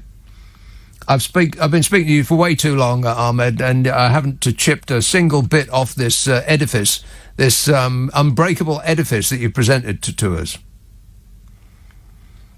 You and Putin sitting in a tree, Kissing. Clyde Bank. Let's see what this one's like. Vincent. Hi. Vincent. I think war is inevitable, and I think that due to Boris Johnson's trilateral defence pact with Ukraine and Poland, I think that crossed Putin's red line that you were talking about with Okala. Putin's red line? Yeah, his red line that Ukraine wouldn't be a member of NATO. Right, well, what's it got to do with him? Well, wait a minute. If Ukraine has entered a military defence pact with the UK, that aligns Ukraine militarily with NATO, thereby crossing the red line. So that's why I think you saw today in Donetsk the sirens going off, telling all Russian-speaking communities to leave Donetsk and enter into Russia. I think Putin's made a decision, and he'll go in probably within the next 40 hours, because they've crossed the red line. They've basically they've involved, they brought Ukraine into NATO. No, they haven't. Officially doing that. They haven't. No, they haven't officially done that. They haven't. No, they haven't done that officially. Right. No, they haven't. By creating a defence pact with Poland and Britain, Russian forces and British forces... Putin's red line, I get that. But what's it got to do with him? Which way Ukraine goes? It's a free country. Because you've got millions of Russian-speaking people. Listen, I don't agree. So what? I don't want what... We've got millions of English-speaking people in America, so maybe Britain should invade America. That's asinine, you know. Well, yeah, but I'm just joining in the asininity. There seems to be a lot of it about. Again, with the Putin apologists, what's going on in this country? I think that I'll go back to the Facebook thing. People have got to stop looking at Facebook. That moon-faced creep that runs Facebook has got a lot to answer for. Your minds are being infiltrated with Russian bots. Affirmative. They're probably not even real people. I don't think they could employ enough real people to send out the millions of false messages. I mean, they've done it very successfully. You can move entire countries out of single markets by the application of Russian bots. It's just so bizarre. There's so many people that would rush to the defense of Vladimir Putin. He has to be one of the nastiest people on the face of the planet, but you people love him. Cannot get enough. It's amazing, really. I just don't get it. That there's so many people that think this. And they don't just think it, they're absolutely adamant about it. Where does that feeling come from, other than you just spend all day long staring into your screen, just clicking on stories that reinforce the opinion that you that you had inculcated into you some moments ago? It just sends you way down the rabbit hole. Stop looking at the internet. Look at television. I mean, for a start, it's more relaxing. And for a second, secondly, you're more likely to see the truth on television than you will on the internet. Paul tweets, if, as is claimed, teachers are indoctrinating children with left-wing politics, then why over a long period of time do we end up with predominantly right-wing governments?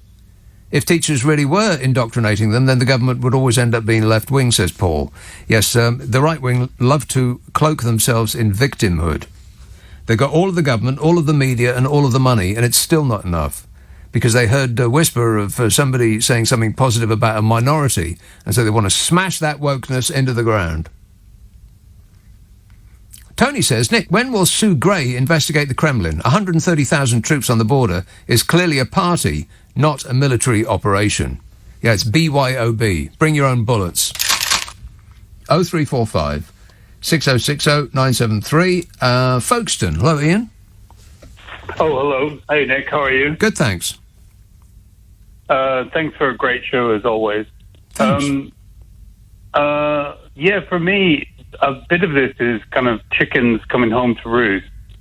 And that, the United Kingdom, or especially the City of London, has facilitated the mass amounts of wealth from Russia to come into the city. So either through donations to the Tory party, buying property in London.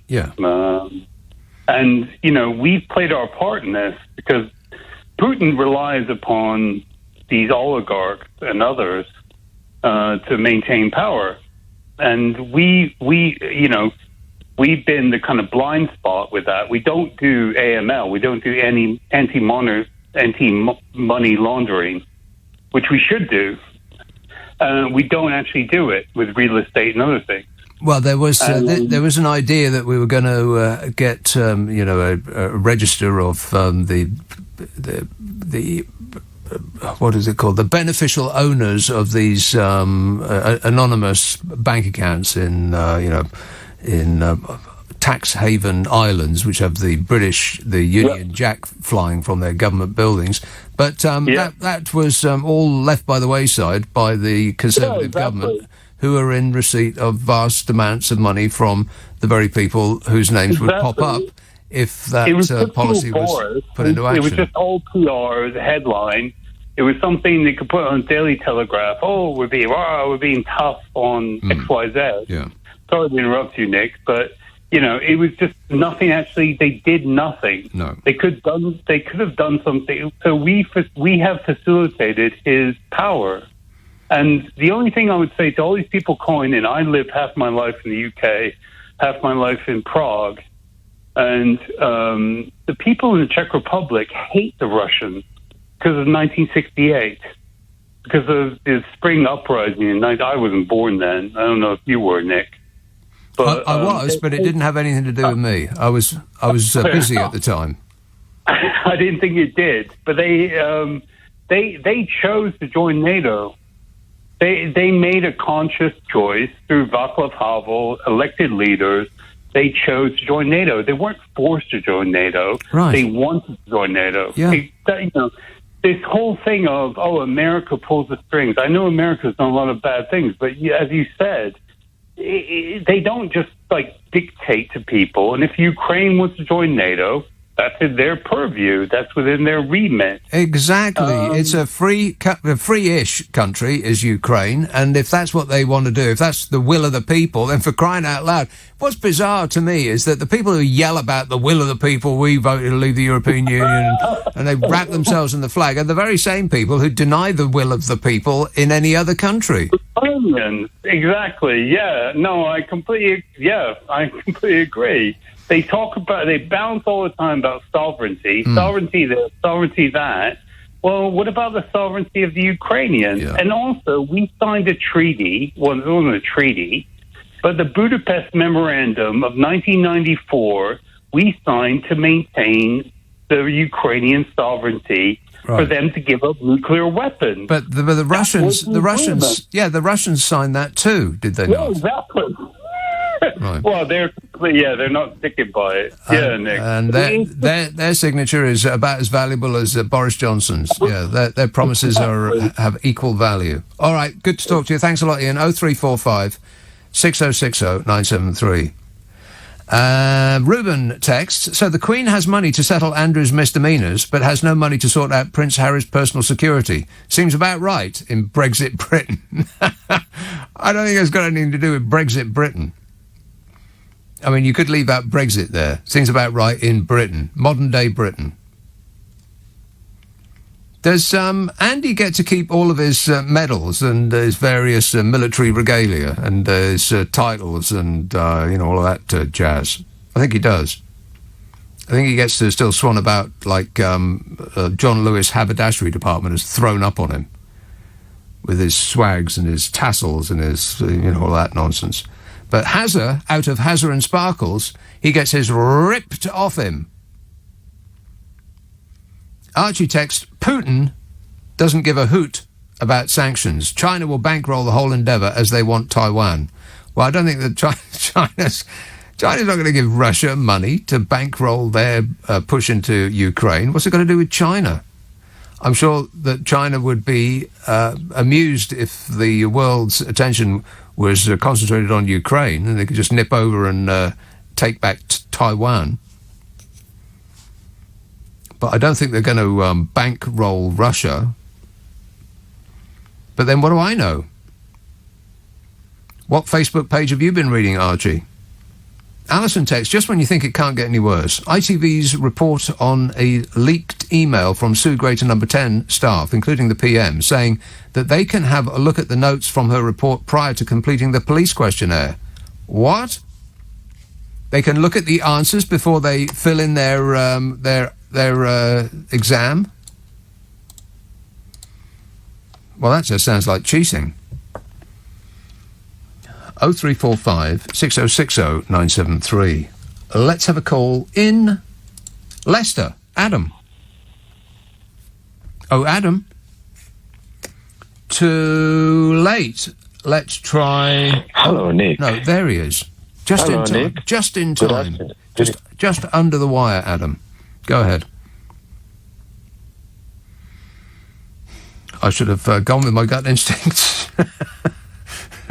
Always go with your gut instincts. Greenford. Hello, Paul.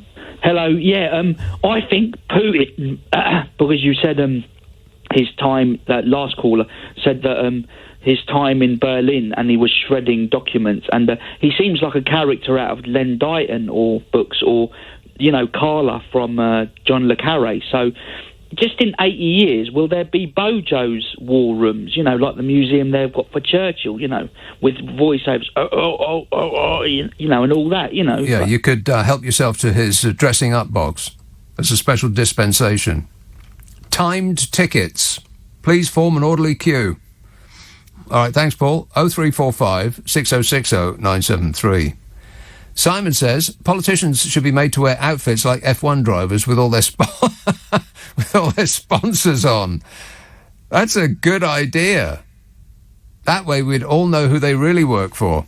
Yeah, I think a lot of them work for the military-industrial complex, who must be doing a little happy, clappy dance at the moment. They must be giddy with delight. You dancing? Yeah, the amount of money that the attack business pours all over government ministers. Huge. They'll be delighted. There was a caller a little while ago that said, you know, nobody wins in war. That is wrong.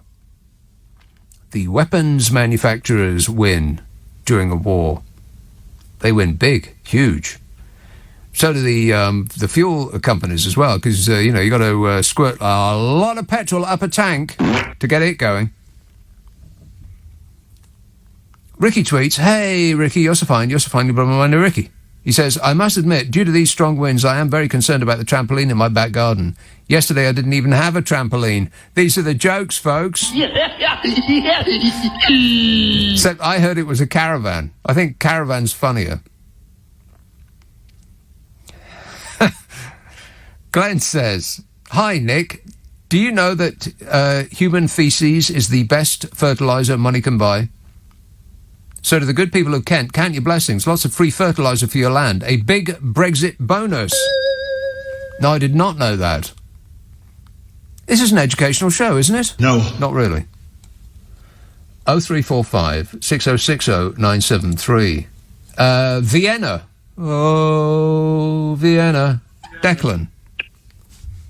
Nick, how are you doing? Good, thanks. Thanks for taking my call. I just want to start off. I've been over here now for 30 years, and... You haven't lost your accent? No. I'm actually from Poland. No. Yeah. No, I've been in Vienna for 30 years, but there's a lot more to this going on, you know, especially around Nord Stream 2 and stuff like that. Well, what do you mean? Well, Nord Stream 2 was built because of the tit-for-tat in the Ukraine and the corruption and everything. They were our key to the gas. All the gas is coming through Ukraine, up through Hungary, Czech Republic, Austria, Germany, you know. But they turned off our gas. They turned off our gas. Who's they? Ukraine. Ukraine turned off our gas? Austria, all the... Yeah, they turned off the European supply. I don't think Ukraine did that. Years ago. Ukraine didn't do that. I don't think Ukraine did that. They did, Nick. Ukraine turned off our gas. Turned off the gas to Central Europe. Ukraine. To Germany, we were lucky. Yes, Nick.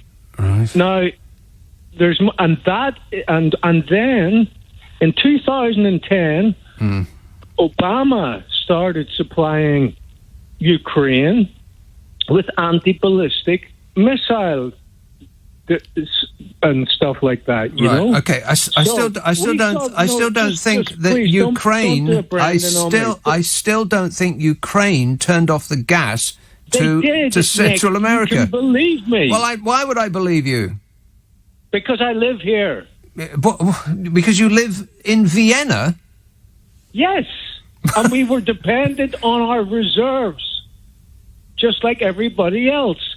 And the woman, I forget her name, went to prison for it. With the blonde, with the Princess Leia hair. The blonde with the Princess Leia hair went to prison for Ukraine shutting off the gas. Right. Okay, well, I don't think maybe any of that happened. Maybe there was a woman with Princess Leia hair. I've got no idea. Maybe you're mixing it up with the Star Wars film.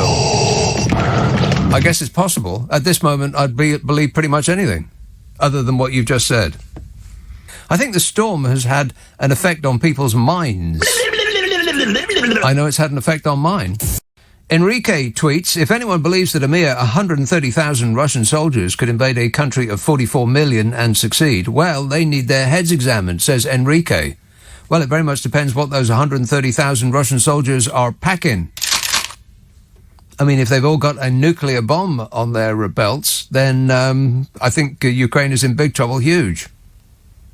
Plus, 130,000 Russian soldiers is not the extent of Rootin' Tootin's military might. He's got 1 million in reserve. 1 million. That's a large number. Even Zaphod would agree with that. And one. Yes. 2. 3. 11. No, close. Keep trying.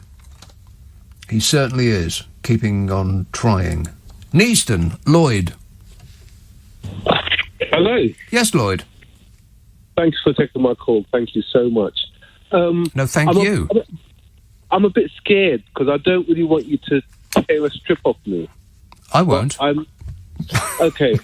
I thought that over the last 20 or 30 years, I'm not really into politics. I'm just an average guy. I don't really know much stuff. But I thought that the big countries can bully and do what they like to little countries, and nobody can say anything about it, and that's just how it goes. Right. So if you're a country and you think, right, you're going to build a nuclear reactor, another country going to say, no, we'll fly into your airspace and blow that up. Or if America and if England and France say, look, we're going to bring in Iran from the coals, and Obama says, yeah, that's a good thing, Trump can have come and say, no, don't deal with them. And nobody can say, but they're being good. No, don't deal with them. I said that. Yes. So it just seems that other countries can smash up other countries and go in when they like. But when Putin does it, it's really bad. And if anybody brings it up, people say, oh, that's whataboutery. No, you can't say that, that's whataboutery. Or it seems like you just get slapped down. Lloyd, you're just engaging in whataboutery. But you are. You're saying that it is wrong that large countries pick on small ones, are you? No, I'm saying. Well, are you saying it's a good thing or it's a bad thing? It's a bad thing, but right. It happens. Okay. So why should we say that when the West picks on smaller countries, it's a bad thing. But if Rootin' Tootin' picks on a smaller country, then we shouldn't have an opinion on that because it's Russia. I think we should have an opinion, but always maintain that it's the way of the world. It's how things seem to be. Well, murder is the way of humankind, but we don't have to approve of it. But we should call it out everywhere we see it. Well, don't we? Look, I don't hear loads of people condemning the guy in Saudi, the prince of Saudi that the CIA said was responsible for killing the journalist. Or gave the order? You don't see people complaining and protesting about that? Do you get the news in Neasden? Are you kidding me? People, there was a 1 million person march against the war in Iraq. Similarly, Afghanistan people were protesting. No end of protests about our various jaunts abroad.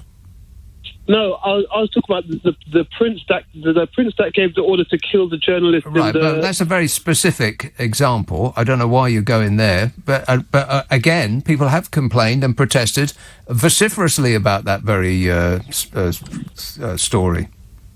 No, but my point was that I hear people in the government constantly talking about the Salisbury poisoning.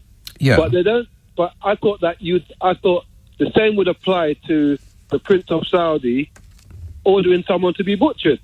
But they don't really bring it up that much. But who doesn't? You mean the government don't bring it up that much? Yeah, the powers that be. Right. Okay, well, you know that Saudi Arabia gets a pass regardless of what they do because they've got a lot of money.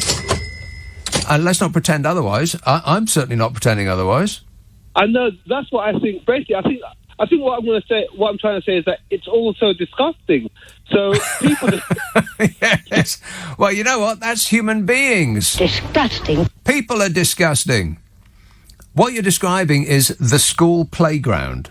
Big kids pick on little kids with impunity, and big bullies tend to become leaders of nations. Because, you know, they're the sort of psychopaths that manage to rise to the top. Ain't that right, Bodger? I can't comment on that. Exactly. Nice guys come last. It's the people that should be the ones in fairy stories, in books and in films. The nice guys always win in the end. Except for those few films where they don't, that really sort of hit home. Have you ever seen one called Funny Games? I recommend that you don't. And I really recommend that you don't see it in the original German. I haven't seen the remake in American, but that film affected me quite a lot. You really came out thinking, wow, I just feel like I've been beaten up. Spoiler alert. Warning, warning. It doesn't end as you think it might. And that's real life. The bad guys win in real life, and they tend to be the ones that rise to the top and run countries. And so the whole world is just like the school playground, bullies picking on smaller kids, and this is why people form gangs in order to be protected from, rogue bullies who march around the playground picking on individuals. If you're part of a gang, they won't do it. We used to be part of a gang.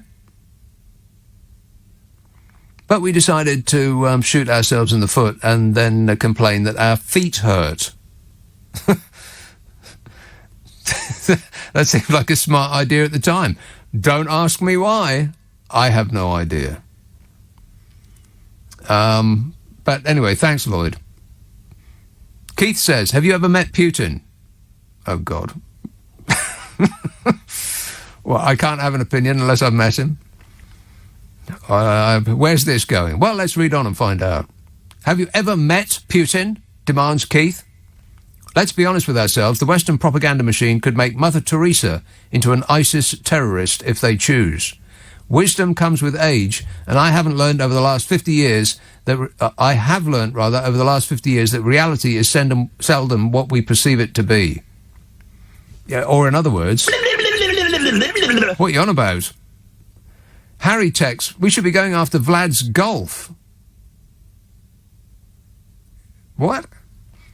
He would soon pull his troops back once we start draining his friends' bank accounts and taking control of all the iffy blocks of Russian-owned properties in London. Golf? I assume it's a typo, but I can't imagine what it's a typo of.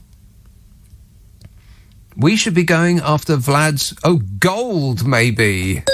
I bet it's gold. We should be going after Vlad's gold. Right. Well, I don't know anything about that or any other subject for that matter, but I do believe that Vlad doesn't have vast amounts of money in his name. He washes it... I don't know. The Russian dodgy money is washed through London. They call it the laundromat. Kind of embarrassing, really, that the world's international criminal super rich, their first stop when they want to hide their dodgy money is London. It's what we do for a living. Britain has been accused of becoming a global hub for money laundering after new figures revealed that £1.5 billion, not million, billion, £1.5 billion worth of property in the country has been bought by Russians, facing allegations of corruption or with ties to the Conservative Party. I'm sorry, that's ties with the Kremlin. Much of the property is held by companies registered to Britain's overseas territories and Crown dependencies, according to data uncovered by Transparency International. Yet we do money laundering for a living, and most of the dodgy tax havens on earth have the Union flag fluttering from their government buildings. Transparency International Director Duncan Hames warned these figures, the £1.5 billion worth of property, are only the tip of the iceberg, and said that laws that force overseas companies holding property in the UK to reveal their owners was long overdue. Yeah, it makes you wonder why the Conservative government haven't put something like that in place. Or have they been too busy having a party for the last 11 years? Campaign group Transparency International also found 2,189 companies registered in the UK that have been linked to 48 money laundering and corruption cases. At least 28% of the property linked to corruption is located in Westminster and is worth £430 million. A massive amount of corruption has been found to occur in Westminster. Isn't that a total surprise? No. These cases involve sums worth... 28% of the property linked to corruption is located in Westminster, 20% in Kensington and Chelsea, 10% in Camden and Wokingham in Berkshire. Another 7% located in the City of London. We are awash with it. The cases involved sums worth more than, get ready, hold on to something firm, £82 billion. £82 billion. Which had been taken through rigged procurement, bribery, embezzlement, and the unlawful acquisition of state assets in Russia, campaign group Transparency International said. But as rigged procurement, bribery, embezzlement, and the unlawful acquisition of state assets seems to be the way that this government conducts its business, I wouldn't expect them to crack down on any of this anytime soon. Russian money in London and politics is less something that the government would call the police about, and more a sort of a how-to guide for ministers. Home Secretary Priti Patel declared that the Tier 1 scheme, this is where you can buy your way into this country, will be closed to new applicants from all countries, including Russia, citing security concerns. That's the wizard scheme that allows those that can stump up £1 million or so to become British citizens, fast track, no questions asked. But as more than 12,000 people, including 2,500 Russians, have already got in using that system, it seems a bit late to shut the door now. I think the Tories can rely on a rich seam of donors for the foreseeable future. Anyone for tennis? How many rubles is it for a couple of seats, a couple of sets with his Imperial Boginus, by the way? Yeah. Wait a minute. I can't remember off the top of my head. We'll give you a menu. Simon says, come on, you think they tell the truth on British TV? Everything is owned by the billionaires and the director of the BBC was installed by the Tory party. How can you, on the one hand, admit that Corbyn was brought down by the billionaire press and then say the UK media tells the truth? We are as corrupt as any country, and our media is propaganda. If they decided to ever tell the truth about the way money controls the world on British TV, most people would fall off their seats, says Simon. Well, there's a lot packed in there, Simon. When I said that you're more likely to see the truth on British TV news than on some random site on the internet, that seems indisputable to me. I don't know how anybody could argue against that. That you could trust British television news to tell you more truth than you would get off some random internet site just seems beyond dispute. I do believe that Corbyn was brought down by the offshore billionaire press. We are as corrupt as any country, probably more so for the amount of dodgy money that we launder. We may be the most corrupt country in the world, if you measure it by the amount of dodgy money that sweeps through here. And much of our media is propaganda, that's right. But you'll probably get more truth by watching British TV news than you will by reading Facebook. Leslie says, I suspect Putin came to an agreement with China to wait until the Winter Olympics were over before striking, so maybe sometime after this Sunday. We'll pencil it in for Sunday. Fleet. Hello, Peter. Yes, hi, Nick. Hi. I think you're right about Facebook, but it's not just Facebook, is it really? It's also RT, the Russia propaganda channel. I think a lot of people here are getting it from there. Right. And I think a lot of people don't realise that actually this was set up by the Russian Foreign Ministry to deliberately put out misinformation. That is the purpose of RT. It's in their charter, as it were. Yeah, but RT's fans will say, oh, well, the BBC's just like that and ITV are just like that, and I get more truth from RT than you'll ever get from any other outlet, and you're just reinforcing what they already think in some small way, and so they think that, they are invested now in that station, and they'll believe any old tripe that comes off it. But I think you have to point out that the BBC was set up by a charter, and it's very clearly expressed in that charter that they have to be impartial, whereas the RT Peter, charter... you might as well yell at the wall with that argument. They're not hearing you anymore. No, you are right. But one question I have, you're talking about bullying. How do you deal with a bully? How do you solve a problem like Maria? Well, bullying. Bullying in the playground. How do you deal with it? You could tell teacher. Well, that's one way. That would be America in this instance. Were you not bullied in school? No. Perhaps you're one of those lucky ones. Well, I think normally... Well, I think most people weren't bullied at school. It's a minority, surely, of the people that were bullied at school. Yeah. But what you find is bullies are normally quite weak in themselves and lacking in confidence. And if you stand up to them, they tend to back down. Well, I think in your experience, come off it, Peter, you're making it up. In the movies, they back down. In real life, you might get a punch up the throat, I suspect. But, in Hollywood movies, it works. But this is not a Hollywood movie. Plus, it's not a stand-up fight between Joe Biden and Vladimir Putin. Putin's going to be okay no matter what happens. If he charges in with 100,000 troops into Ukraine and they get their hats handed to them, then it doesn't make no difference to Rootin' Tootin'. He's still, by many accounts, the richest person in the world. It's a matter of degree. Once you become, that spectacularly wealthy, it doesn't really make any difference whether you are the richest or not. He'll be just fine. Don't worry about him. Anyway, thanks a lot, Peter. 0345 6060 973. Crystal Palace, Michael. Yes, Michael. Hi, sorry for that. I wanted to agree with you. I just wanted to let you know that there are still some sane people out there who do see things for what they are.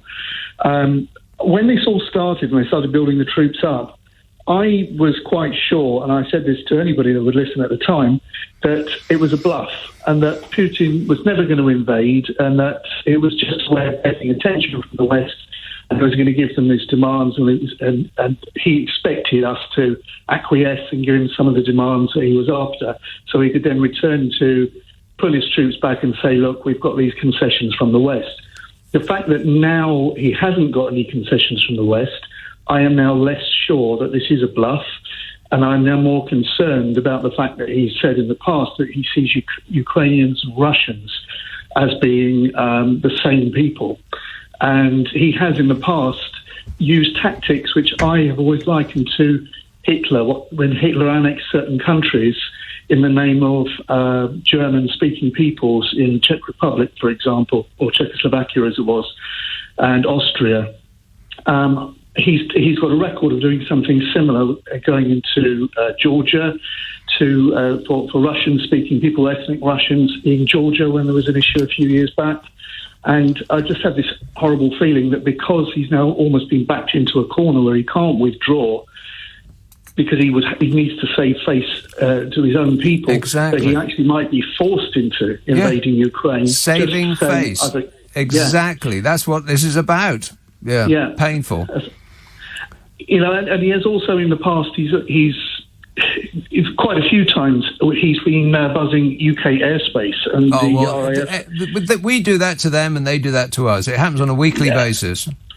Yeah, I just find what he's doing, it's extremely worrying, and his disdain for the West is evident by the way he had everybody that came from the West on a long table, and yet he's made a big show of the Brazilian president recently, and yesterday the Belarusian president, who's another one of a like mind, and their two allies, right next to each other. And it's clear from that he has absolutely no respect for the West whatsoever. Well, it's clear that he's a ridiculous, petty man. I mean, the table thing was just comical. I mean, presumably he had Macron sit at the end of that table in order to, play the tough guy, to put him on edge, put him off his game, to make Macron feel uncomfortable. But what it just looked like was just a silly man trying to make a statement with his big table. It was just, that was comical. Probably not the look that he was going for. All right, thanks a lot, Michael. 0345 6060 973. Leslie texts, I suspect Putin came to an agreement with... Have I read this already? Yeah, I think so. Thing about Sunday. Andy says, Putin has got what he wants. World leaders queuing up to see him and begging him not to invade. This state of nervousness suits his agenda, says Andy. He's got an agenda?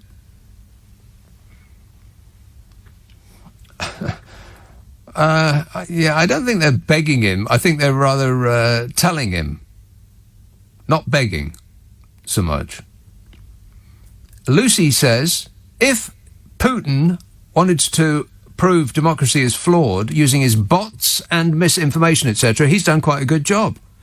Not an apologist, but if I was in Russia seeing Trump, Bodge, Brexit, Biden, and the fact that a literal comedian is in control of Ukraine, Putin's stances may make more sense. Obviously, not how I feel, but the West is falling apart and voting for it. I couldn't agree more, Lucy. Completely correct in every respect.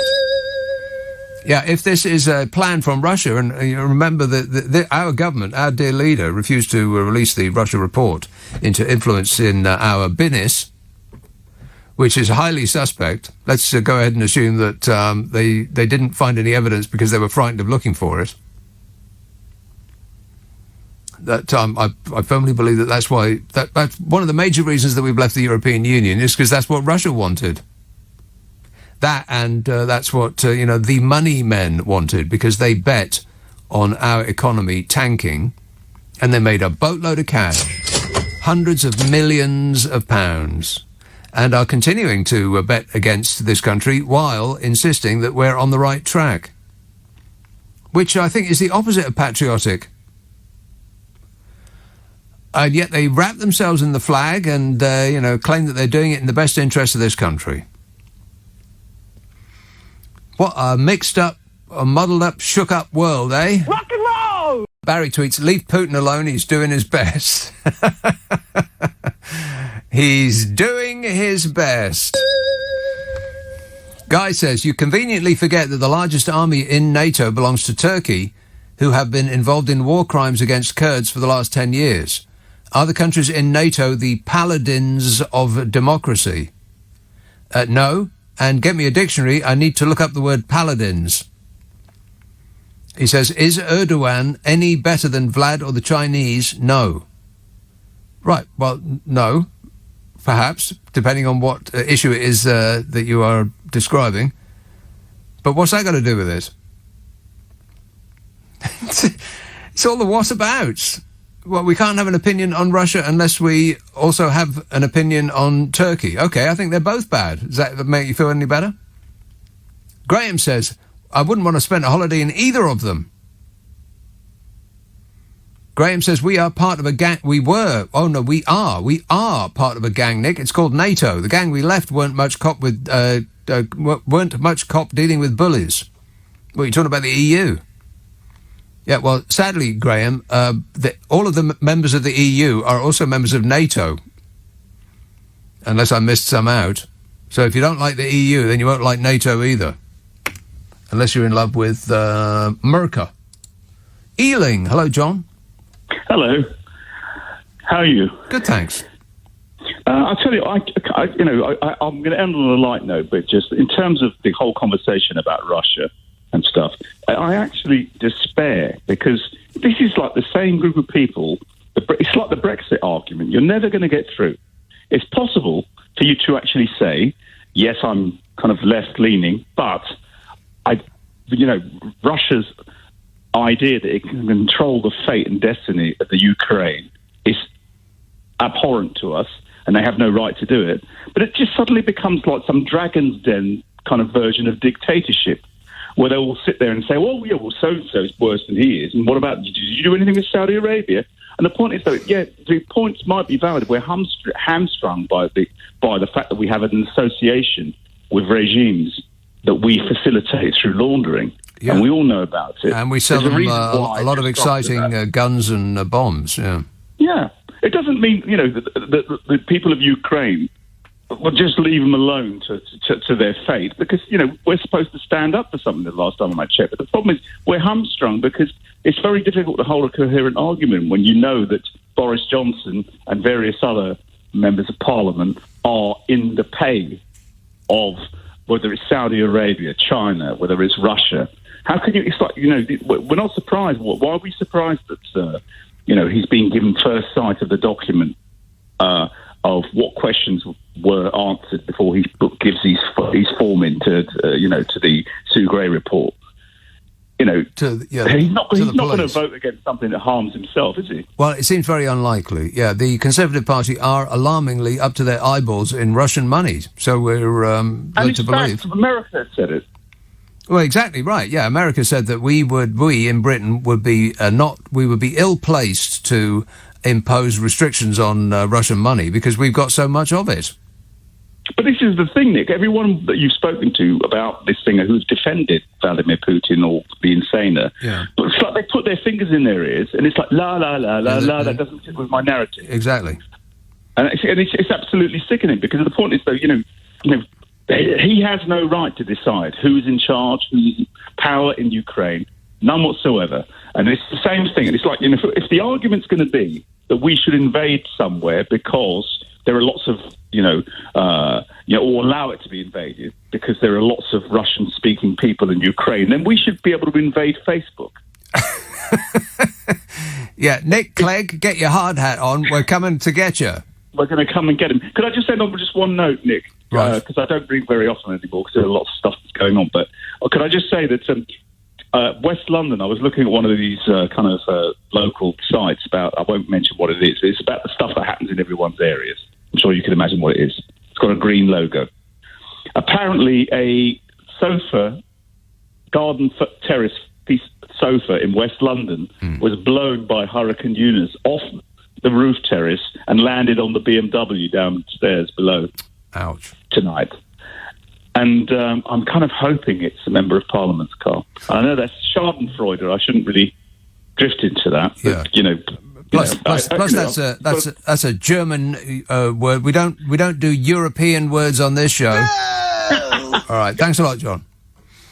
0345 6060 973.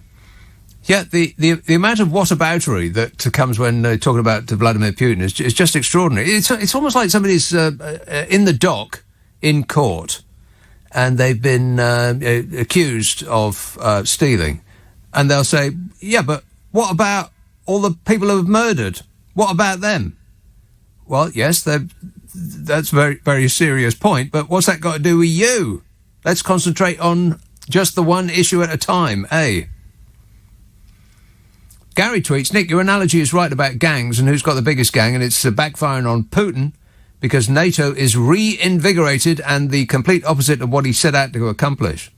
Well, he is getting the NATO countries to sort of get into line, and it might actually be that NATO reinforces its positions around the border of Russia, which is the exact opposite of what he wants.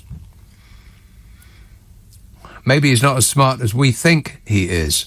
Adam tweets, Nick, do spare a thought for Michael Fabricant today, who's having to fly to Russia to collect his hair after it's carried there by the wind.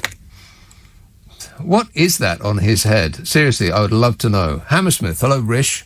Yes, Grish. Hi. Grish. My name is Grish. How are you, Mr. Nick? Good, thanks. Yes, I'd like to make a quick point, if I may, concerning the current situation with, the dollar in the West and the ruble in the East. You know, Britain is stuck between these two poles of power, and with America in the West and Russia in the East. And my point is this: are not the so-called government of this country, is the government not distracting the people from what's happening internally, just domestically in the economy, with these foreign, how can I put it, adventures, these grand plans, when the economy in this country is what needs to be dealt with? I completely agree. Other than your assertion, I think you're asserting that our government is planning this in some way, that it has a hand in this in order to distract our attention from their various travails. And I don't think they're that smart. I think they're going with it. I think that a little light war would be absolutely the ticket for his imperial bodgeness. Yeah. Wait. Take our minds off his vaunting criminality. Is vaunting the right word? Probably not. Just sounds good. So I think it would. I think it would suit him just fine. Bodge would be able to wrap himself in the flag and get his photograph taken with our boys as they bravely depart our shores, and all of the newspapers would fall into line, and they'd start, issuing special pull-out souvenir editions. They'd be printing the Union Jack for you to cut out and put in your windows to support our boys. You know, all that stuff. Happens every time. And all of the other problems, all of the other things that are besetting this administration, they would be forgotten in an instant. God, I bet he's got his fingers crossed and he can't wait. People will be... because everything that is being levelled at him and this regime will seem like small beer by comparison to the potential of World War III. And all news media will drop everything else. You know they will. I mean, it's got precious little to do with us. It's not really going to make a difference to our lives one way or the other. I mean, if Putin takes over Ukraine, how is that actually going to affect us? Isn't.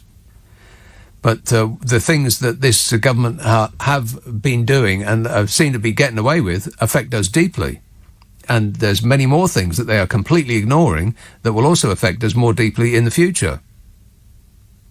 I'm specifically thinking of climate change, with which they're making a big song and a dance, but not actually doing very much. And this will, if the worst ravages of climate change actually are actually visited upon us, then a small conflagration in Ukraine, well, people aren't even going to be thinking about that anymore. When you've got the waters lapping up in the underside of your nose, you're not going to be thinking about Ukraine. Most people in this country wouldn't be able to pinpoint Ukraine on a map. But it's what we've got to worry about now. So I suppose, in the absence of banging on about Partygate, this is, if there is a plan, it's this. he will just try to wear us down, as he is doing, because he knows, Boris Johnson knows, that the public will only remain interested in a subject for so long, after which we become bored like toddlers, and we just want to hear about something else. We want something else to amuse us, something else to get angry about. And so he knows he can just, if he just strings it out, either something bigger will come along to take our minds off it, or we'll just get bored. And that's where we are. God, what a way to run a country, eh? Dreadful. It's all credit to the manager, and it's all credit to the fans, and it's all credit to the lads, and it's all credit to the manager and the fans and the lads. And the manager done great, and the fans done great, and the lads done great. And who done great? The manager and the fans and the lads. I don't know how he keeps it up. Fierce 70-mile-an-hour winds are going to batter the UK for days. Forecasters have warned. Warning, warning. Travel chaos caused by Storm Eunice is the Eunice. EU nice. That's how it's spelled. I've only just noticed that. EU nice. Not EU, not nice. Travel chaos caused by Storm EU Nice is set to continue in the coming days as parts of England are set to be hit by up to 8 inches of snow this weekend. Snow? Oh, no. And forecasters have warned that fierce winds of up to 70 mile an hour are set to sweep into the UK in the coming days. The official spokesmodel of the Meteorological Office, Greg, said, Emergency, everybody to get from street. Emergency, everybody to get from street. He said we will see a slight easing in the wind over the evening, but it's not long before the winds pick up again tomorrow and lead to another windy day across the UK. The Met Office has issued yellow weather warnings for wind covering most of the UK on Sunday and Monday, after northern England faced blizzard-like conditions this afternoon. Meanwhile, around 250,000 people are still without power. What? That's not funny. More than 430 flights were cancelled or diverted, and London City Airport was closed for most of the day. The roof of the O2 in Greenwich tore apart, trees were ripped up, debris was sent flying, shoppers were blown over, the spire of St Thomas's Church in Wells in Somerset came crashing to earth like that scene in The Omen. As the clean-up effort gets underway, the Association of British Insurers warned that previous storms are similar to EU Nice, cost around £360 million in repairs. Look at the small print, you're not covered. Business and Energy Secretary Kwasi Kwarteng said... And 6 million. Yeah, he just loves numbers. He actually tweeted, Storm Eustace update, 1.2 million customers have had power restored, 190,000 are off supply, 8,000 field staff and engineers are working day and night to restore power. And 1... Yes. 2... 3... 11... Oh... Does that look like numbers or what? Yes. I certainly hope his horses stayed warm. Can we buy you some blankets? On us. No charge. For free. Bill it to the taxpayer. We'd love to help. Some messages and such from last night. Shuvik texted, there should be a public register of properties in London and their owners. Oligarchs from the former Soviet Union should not keep money in British banks or own football clubs. Banks don't do enough due diligence with investors, he says. That is completely correct in every respect. But what do they care? Banks don't care. It's all about the money, honey. And people think, well, they haven't learned their lesson because they keep getting fined all the time for, it turns out that they've been laundering money for Mexican drug cartels. Yeah, there's a big light going off. What does that mean? Yeah, what do you want to start with? Hey, psst. Hey, psst. There's a big light going off. What does that mean? They're investigating something. Who are? The security. Oh. Do they always light up the building when they're investigating something? It's okay, everybody. There's nothing to be alarmed about. Where was I? The banks. Yeah, people say, well, they haven't learned their lesson, have they? Laundering money for Mexican drug cartels. Want to score some pot? And ripping off their customers, selling their customers products that they knew were bad while telling their customers that these were grade A, solid gold investments, and then taking a side bet that they'd fail. That's banks. You'd think it was the mafia. Absolutely. Not even the mafia are that evil and nasty and duplicitous. And the thing is, they have learned their lesson, because all they ever get is a slight tap on the wrist and are asked politely not to do it again. And they chortle, and they go and do it again. Chris texted, "Hi Nick, it's all hyper-normalisation. As Richard Curtis said, it's not about getting people to believe something, it's convincing people to believe nothing. It's like an ant-death spiral." I have no idea what an ant-death spiral is, but it has the words ant and death in it, so I don't like it. Yeah, hyper-normalisation. I think that was one of Richard Curtis's films. If you've never seen a film by Richard Curtis, then you should definitely drop everything right now, I mean it, and rush to the television and dial it up. Because he's properly brilliant. But you might not want to start with hyper-normalisation, because I think that was one of his more recent ones, and it's sort of... it's a bit hard to keep up sometimes with what he's talking about, and I found that one a bit difficult. Maybe it was just my frame of mind. Booze. But, start with... there's one called Bitter Lake. That's very good. Some of the earlier ones. Start easy and then get more complicated as it goes along. Promise me you'll do that. That's Richard Curtis. Tina texts, "Hi Nick, the long table Macron sat at was because he refused to have a Russian COVID test, just in case they got his DNA, and Putin didn't trust the French test results, hence the table. Rubbish."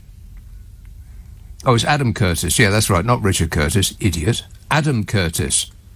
Isn't Richard Curtis the guy that does all those, those gooey rom-coms? Boring! Isn't that him?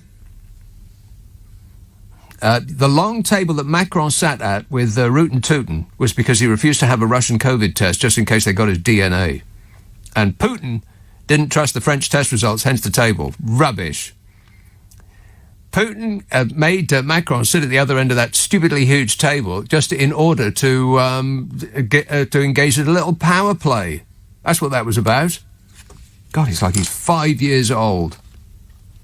5 years old and heavily weaponised. What could possibly go wrong? Pete says, "It strikes me that it's a perfect storm. 3 leaders desperate to increase their popularity. Putin needs to prove he's a strong man. Johnson wants to appear as a Churchillian world figure. And Biden needs to improve his ratings. The classic way to achieve that is through war." Yeah. I just can't believe that the previous incumbent in the White House didn't give it to us. I'll bring us into war. Despite promising over and over again. Give him chance. Give him a second chance and he'll do it. Pretty much guarantee it. Gaz tweets, "Nick, we have lost all influence. We have lost all power. We are a laughingstock on the world stage. For what sovereignty when multinationals rule?" Hey, Gaz, would you like to buy some punctuation? We've lost all influence. Yeah. We've lost all power, pretty much. We're a laughingstock on the world stage. Well, I can't imagine why that would be. Yeah. Wait a minute. And what for, says Gaz? Sovereignty when multinationals rule? ? Thrown in there somewhere, surely? Multinationals rule. Is he saying... is he saying like Chelsea rule? Like that? Probably not. And finally, from last night, Al texted, "Hi Nick, why do so many people try to excuse Putin by bringing up irrelevant past events? Ukraine is a sovereign country, and it's none of Putin's business what Ukraine decides to do about anything. Putin also recognised Ukraine and agreed with the UK and the USA in the 94 Budapest Agreement to assure of its security. The UK and the USA should really be militarily stronger about assuring Ukraine as a result of Russia's betrayal of that agreement. Perhaps the Ukrainian airspace should be protected. That's up to the experts. We are no longer interested in the opinion of experts." Haven't you heard? 0345 6060 973. Here's a call in Bow. Evan. Hi, Nick. Evan. FaceTime caller. But good man. Welcome along. Hi. I thought I'd give you a bell because I'm pretty much bored out of my mind while listening and hearing all, because I've had a power cut. A power cut? Or the whole street? Yeah, just now, pretty much 40 minutes ago. Well, that's bizarre. What's yeah. the weather like outside? Surely it isn't bucketing down. It isn't No, nothing stormy or anything. Right. It's quite normal. It's just a normal day in Bow. It sounds like you're calling me from underwater, Evan. The signal in that the signal isn't the greater. No, it isn't. No. Yeah, I'm near Bermondsey.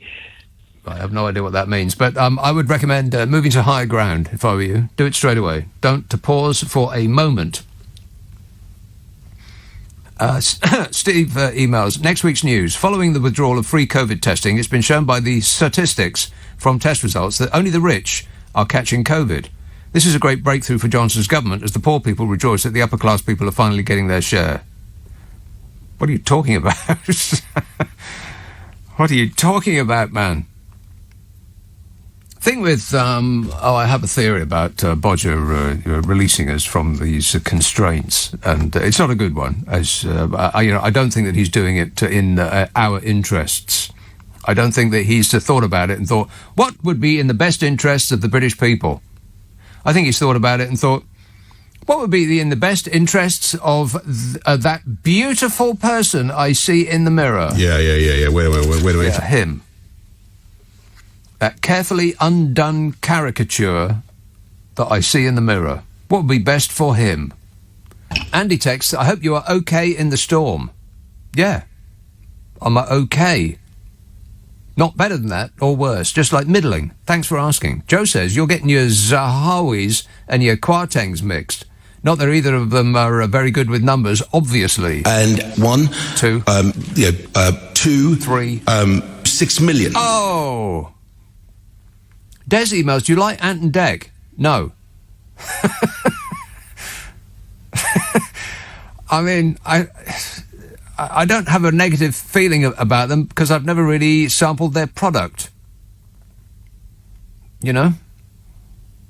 It's like, trying to think of something else I haven't sampled that I don't really have a very strong feeling about. And I was going through alcohol. And I can't think of a single one I haven't had. Absinthe. I don't have a strong feeling about absinthe because I've not tried it. There you are. They were back tonight, says Des. Well, that's great. You know, the Saturday night, the marquee names on Saturday night used to be people that did things. There used to be, Brucey. Brucey did everything. He danced and he sang and he was a comedian and, all of that. And Tarby, he was a comic. And who's that grumpy bloke that used to play women? Les Dawson. Les Dawson. He was a comic as well. But what do Ant and Dec actually do, other than read the script that somebody else has written? They're just nice. That's where we are, isn't it? We used to enjoy the talents of people that could actually do something, and now we just enjoy the talents of people that are nice. Oh, it's like Bodger. Leave him alone. He's doing his best. God. Rona says, you had me worried when you were bigging up Richard Curtis. I was just about to switch off screaming. Screaming! No, not Richard Curtis, Adam Curtis. Let's have a call in Woolwich. Hello, Richard. Oh, from Woolwich? Woolwich. Hello, sorry, I'm here, yeah. Oh, Bob Monkhouse, of course. He's the other Bob Monkhouse, guy, yes. Yeah. Bernie the Bolt, exactly. Yeah. Hey, you just mentioned Ant Death Spiral, and it got me running for the phone because it's a really amazing concept. And what it is, briefly, it's when, obviously, ants follow each other, and they follow each other's scent. And normally that goes in, they do something productive with that, but sometimes they follow each other into these little circles, and then they end up getting into this huge ant mill, and then they all suffocate and die. Really? Yeah. Stupid ants. What do they want to do that for? Yeah, but what's fascinating is humans do the same, of course, because when you get off a plane and you go running, you see someone sort of stridently walking, and you think, you just follow them instinctively. Yeah. And sometimes that works. You know, you get to checkout, but sometimes you end up in the toilet or something, and you've got a whole bunch of people behind you, and it's called the sort of the ant mill effect. Right. Yeah, it's an educational program. Well, it is, every now and again, it is educational, isn't it? No. Not really. Good effort. Excellent work there. Thanks a lot, Richard. That now we know. An ant death spiral. It's exactly like getting off the plane at Heathrow, apparently. I'll tell you who's good, who is actually a multi-talented entertainer, is that Bradley Walsh bloke. See, he is in the mould of your traditional Saturday night entertainer. Ant and Dec, on the other hand, but again, see, I don't really know that much about them because I haven't really watched them. But I just know that they don't, like, what do they do? They please people by dint of their niceness. Scott texts, in light of all the catastrophic weather causing large amounts of damage and the tensions between the Ukraine and Russia going on at the moment, Jeremy Corbyn must resign. I didn't see that coming. Jeremy Corbyn must resign. Correct. Yeah, thanks a lot, Jezza. See what you've done? And tidy up your garden, for crying out loud. Jenny texts, I let my 9-year-old listen to your show and she loved it so much she wants a sound effect machine. Uh-oh. Uh-oh. Oh, no. A sound effect machine. Don't buy one of those, Jenny. It'll drive you nuts. Like, you don't want to buy her a drum machine either. Or a trampoline. And you don't want to install a swimming pool either, because of the screaming. They scream and they scream and they scream. How do they manage to scream so long and so loud? How do they do it? Children, little girls, have the ability to scream longer and louder than any other at any other point in their development. I mean, if an adult screamed like a child, they would lose their voice in about 2 minutes. But children can just scream all day long. How do they do it? Ian emails, why doesn't the Ukraine Defence Minister give the ultimatum? I thought about this myself, yeah. Yes. It was on the news, like one of the little clips on the news there. She said, no, wait a minute, I wrote it down. It was so delicious, I had to write it down. I've done actual homework, if you can believe that. One moment, please. Oh, I may have lost it already. Oh, no, here it is. It's on the floor. I filed it there for safekeeping. Yeah, our Foreign Secretary has announced that Russia is not serious about diplomacy. But as Liz the Brains Truss is our Foreign Secretary, I'd say that Britain isn't serious about diplomacy either. And on that subject, Ian emails, why doesn't the Ukraine Defence Minister give an ultimatum? Russia should shut up and go away. You know, like Gavin said once. Yeah, well, at least he's patriotic. I just reckon we've got the very best people in this country, much better than the French have, much better than the Belgians have, much better than the Americans have. That doesn't surprise me at all, because we're a much better country than every single one of them. Much better country than every single one of them. Oh, we're so much better. God, he used to be the Minister for Education. Can you believe that? No. Standards have fallen over the last 2 years, I'd say. 2 years there or thereabouts. Can't think why. Yeah. Wait a minute. Sue emails, do you want to hear about my triple bypass root canal head transplant? Do you want to hear about my triple bypass root canal head transplant, says Sue. Sue, that's nothing. Let me tell you about my problems. Let's have a call in Hull. Hello, Charles. Oh, hi, Nick. Charles.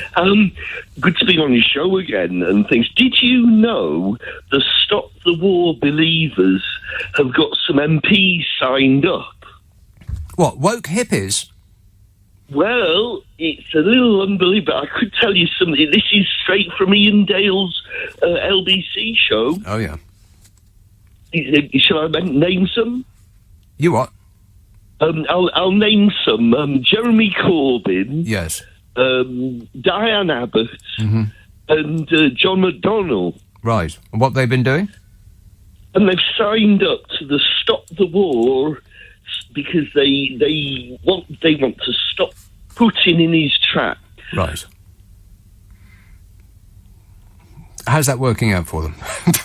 Well, put it this way, you could have the new Bond sort of along the lines of, so, Mr. Putin, we meet again. Yeah. I'm afraid the ruse of your little hand grenade in my oyster soup did not come off or go off.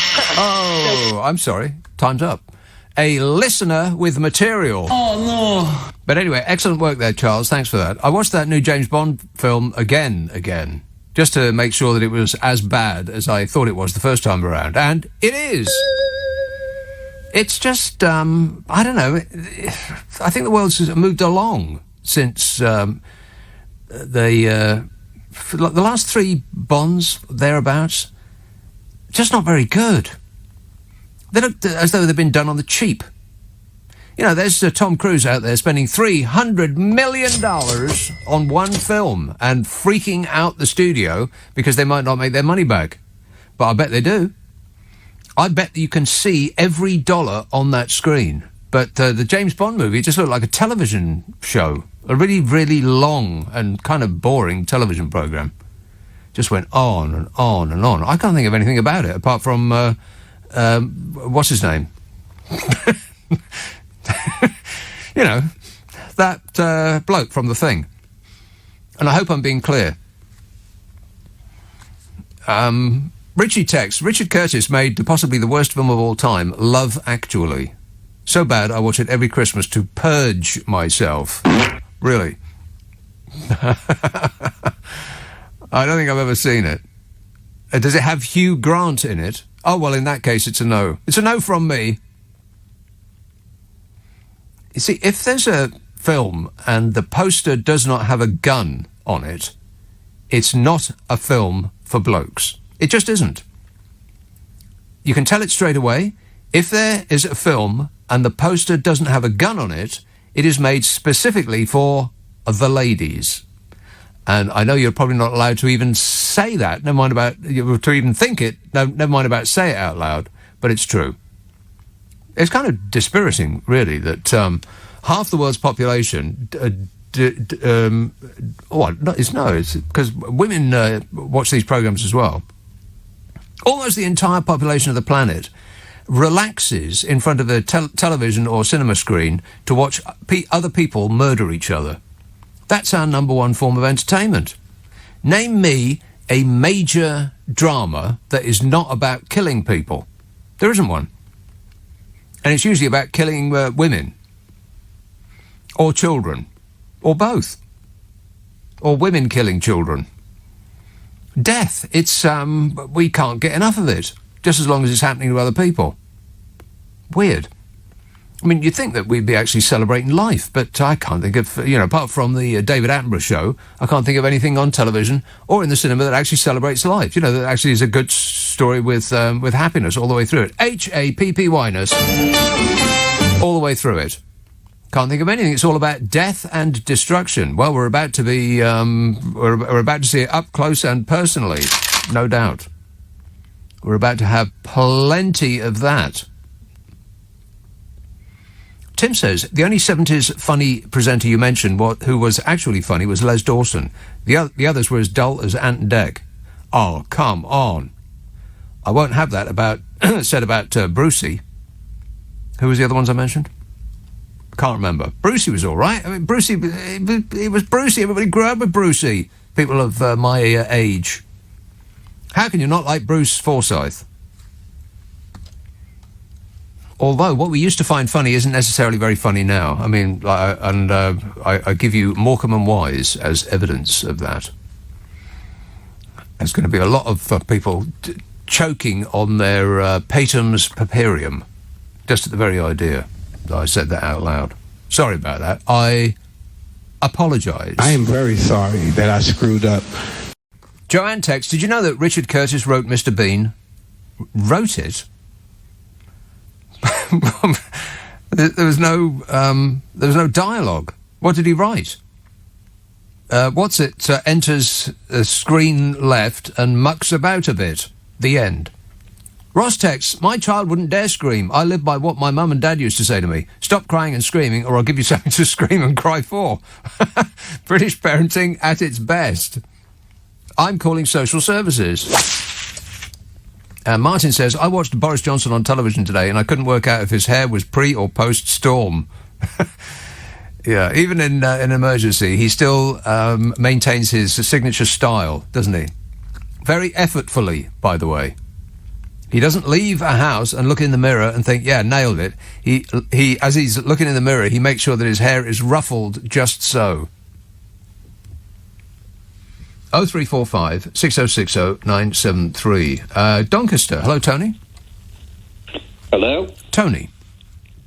Do you remember that table that you've mentioned a couple of times? Yes. With Putin sitting at it? Putin. Well, it turns out there's a bit of a dispute arisen about that table as to who actually made it. Right. And there's a Spanish company who strenuously are trying to claim the honour of making it. Right.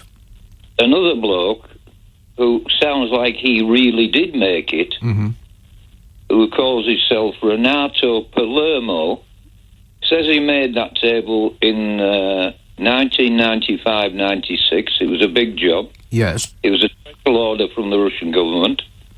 He's got letters from the Russian government congratulating him on the job. Yeah, they said, thank you. In Russian. In Russian, yeah. And it turns out it's not the biggest table he's ever made. Really? Where's the biggest table he's ever made? In Saudi Arabia. Oh, well, yeah, I could have beaten you to that one. Saudi Arabia. Where else is it going to be? Well, the one he supplied to Saudi Arabia, apparently he can sit 100 people at the table. Right. None of them women. Oh, no, I shouldn't think so, no. Just one other thing, Nick. Would you allow Mike and Bernie Winters into your Saturday Night Hall of Fame? Well, let me think about that. No, no, no, no, no. But thanks for asking. Leanne tweets a picture of Brucey in front of a weather map. And the message overlaid is, nice to see you. To see you nice. As in, Eunice. Didn't she do well? 0345 6060 973. Let's have Richmond. Hello, Claire. Hello. Claire. Hello, Nick. How are you? I'm great, mate. Yeah, my brother's told me not to call you. Right, well, you should listen to your brother. Well, I should do, really, because he knows best, but I'm older than him. Anyway, I'm a big Richard Curtis fan. I love all his films, and I thought... But you know, you said you like him too a minute ago. I did not say you that don't I like him. I did never say I liked it. Name the. What's his best film? Four Weddings and a Funeral. Oh, God, absolutely awful. So dull. Boring. Four Weddings and a Funeral. That's the one that starts with swearing about 14 times, isn't it? He just keeps saying the F word over and over and over and over and over and over again. I don't know, because Richard Curtis thought it might be edgy. Got no idea. Terminal. Absolutely awful film. But thanks a lot, Claire. Listen to your brother more. He knows best. Were there swear words in there? I kind of couldn't tell. She just made a noise, but it didn't sound like any word that I'm familiar with. But like warning bells went off in my mind. Warning, warning. But I didn't know which bit to dump. So if you heard something that was untoward, I apologise. Side text, what about the two Ronnies? Yes. Well, the two Ronnies, the difference with the two Ronnies and all of the others is they were real wordsmiths. And, I didn't used to like it when they went and did their, the soap opera thing. You know, they used to have this running thing where they were other people and there was a continual story. That was a low point for me. That was when you weren't left the room, go and make a cup of tea. But the word smithery, excellent, excellent, excellent. Bristol. Hello, John. Oh, John. Hello? Yes, John. Nick Abbott. John. Marvellous to speak to you. John. Yes. Hey, I've got some... You were complaining earlier about... Who, me? How films, it's all guns and car chases and it's all Well, it rubbish. it wasn't a complaint necessarily. It was just an observation that if a film is made for the female audience, it won't have a gun in the poster. It's not about female or male. It's just about great pieces of art. Now, do you have a pen and paper? No. I'm going to give you 3 films. I recommend you 3 films to watch, and none of them have any car chases or guns or any violence. Well, then I'm not interested in them. I want £100 million worth exploding on the screen. No, you don't. No, you don't. Wrap your head around some beautiful, beautiful art. Right, Amélie. Right, Amélie. Right, French film, came out about 20 years ago. Beautiful, the most exquisite film. I've seen it. Have you seen it? Yeah. Isn't it beautiful? Isn't it wonderful? Awful. No, it is one of the most wonderful films ever made. A love story, boring, Every snoring. frame is a work of art. Yeah, sure. Okay. Next. Cinema Paradiso. Have you seen that? Yeah, it went on too long. It's about a 3-hour movie. They could have cut that in half. Oh man, where is your soul? And now you're going to say Manon des Sources. Well, you could have that, or you could have one of those, or you could have Sideways. Very funny film. Thing about drinking wine. Booze. Have you seen Sideways? Yeah, I have. Yeah. Have you seen it? Is this the same question again? Yes. But thanks for the suggestion, John. I haven't written them down, and I've forgotten every single thing that you said. Almost the moment that you said it. Appreciate it. Roger texts, if Putin saw Jessica Corbyn, Diane Abbott and John McDonnell standing in his way, it would stop him in his tracks. What does that mean? What does that mean? Ross says, Breaking Bad, not a single woman killed through 7 series, all men. Right. Well, yeah, that's what I'm saying. Killing. It's often killing women on television. TV films are like dramas, almost always about killing women or children. And if not, then it's at a pinch, it's killing men. But there's always killing. It's what the human race likes to look at to relax of an evening. Other people killing each other. Doesn't say very much that's positive about us, does it? Side text, what about the 2 Ronnies? Yeah, I've said that. Sue says, does Vlad think that countries will be queuing up to trade with him after his recent escapades? Maybe he should read How to Make Friends and Influence People. Right. Okay, good thought there. Roy says, the thing with Morecambe and Wise is that they were of their time, which was Saturday nights in the 1970s. I don't find them funny now at all, I'm afraid, but I love Laurel and Hardy just as much as I used to, maybe more. That's right. It's funny, isn't it? Well, it isn't funny. The things that we used to be amused by in the 1970s are just, they're not really funny anymore. But you go back further than that, and Laurel and Hardy will always, always, always be funny. Without really doing anything very much. Just looks to the camera can have you convulsing with laughter. And the same gags over and over again. Like they'll both try and walk through the same door at the same time and get stuck. Or their hats fall off and they put on the wrong one. Just stuff like that. And you know it's coming, and it's funnier because you know it's coming.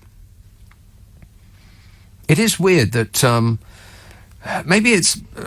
I don't know why. Maybe slapstick is timeless. Probably it's a bit of that.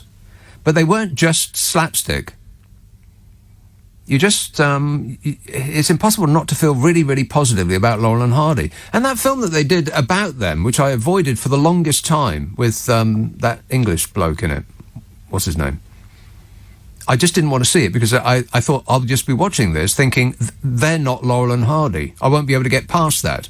But you absolutely can, and it's a very, very good film. If you're into Laurel and Hardy, and who isn't really? It's like saying if somebody says I don't like Laurel and Hardy, that's like saying I don't like Tom and Jerry, or I don't like jazz.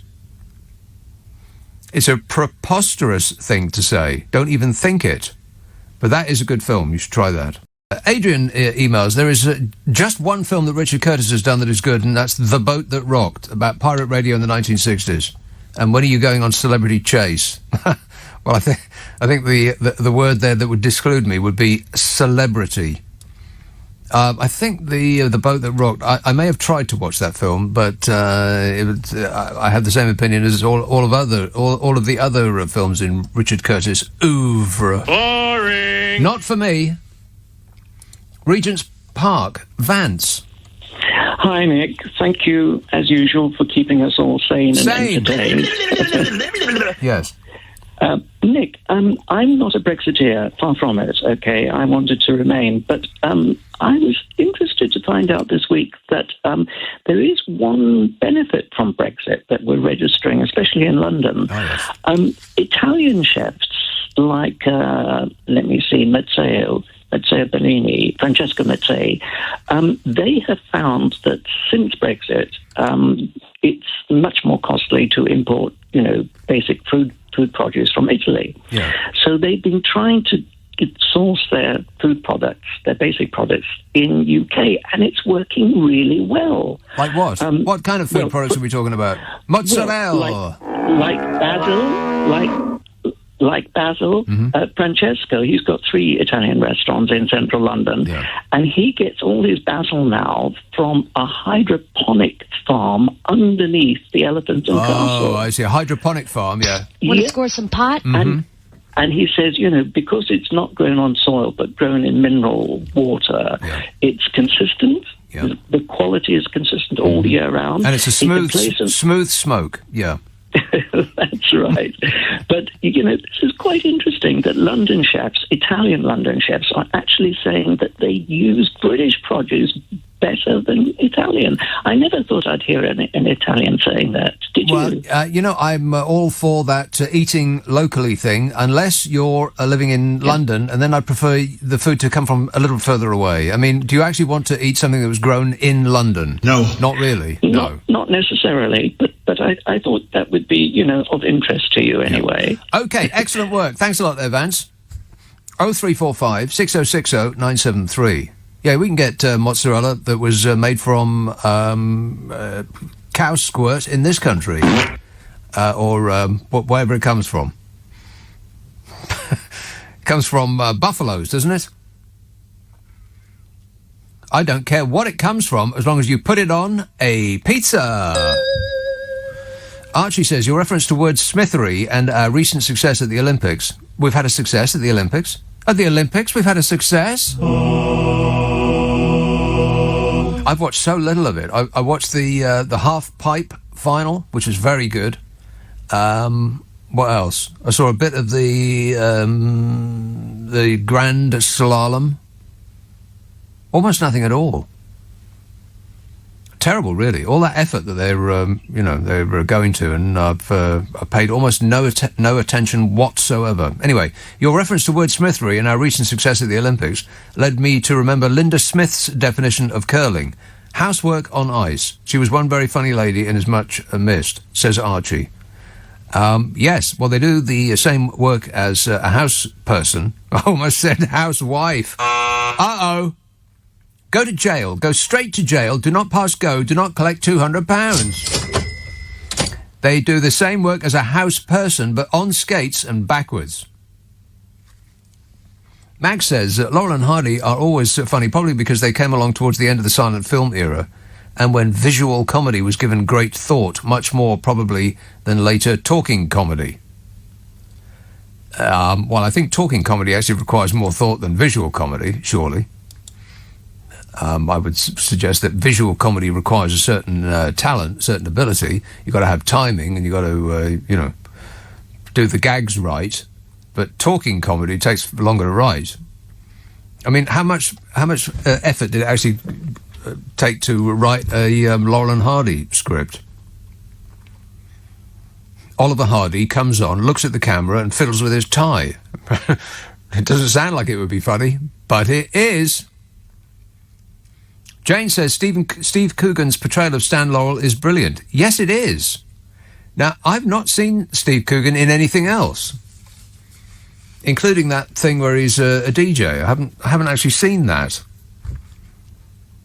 But he is really good in that Laurel and Hardy film, whatever it's called. Is it called Laurel and Hardy? It was Stan and Ollie or something of that order. Can't remember, but it's the only one that he's playing Stan Laurel in. So if you find it on the World Wide Web, then it's that one. Catherine texts, what about Tommy Cooper? I just had to look at him and I cracked up.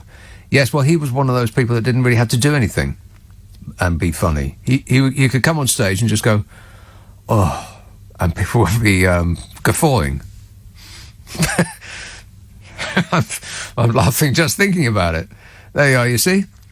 Comedy! But I can't talk about this all night long. Stop emailing me things about comedies that we used to enjoy, because that's not what this is.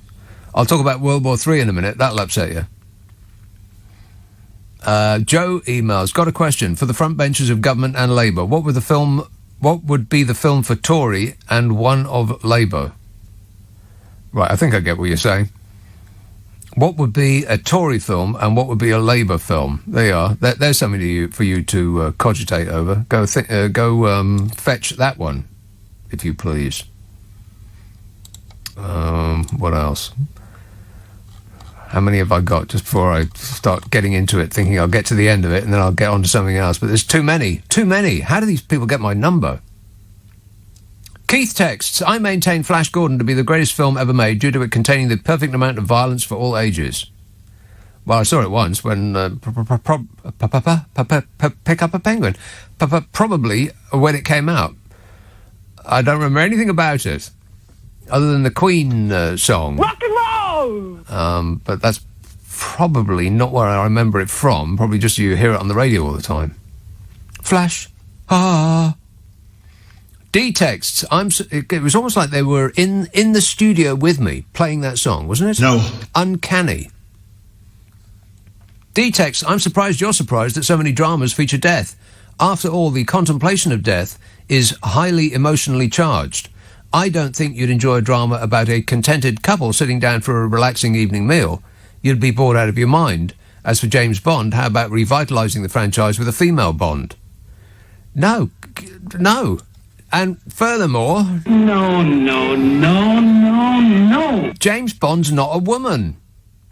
I would encourage a female James Bond-like character in a film. Well, there have been people like that. There have been films like that. Didn't Angelina Jolie do one? Something I didn't see it, but I'm sure she did one.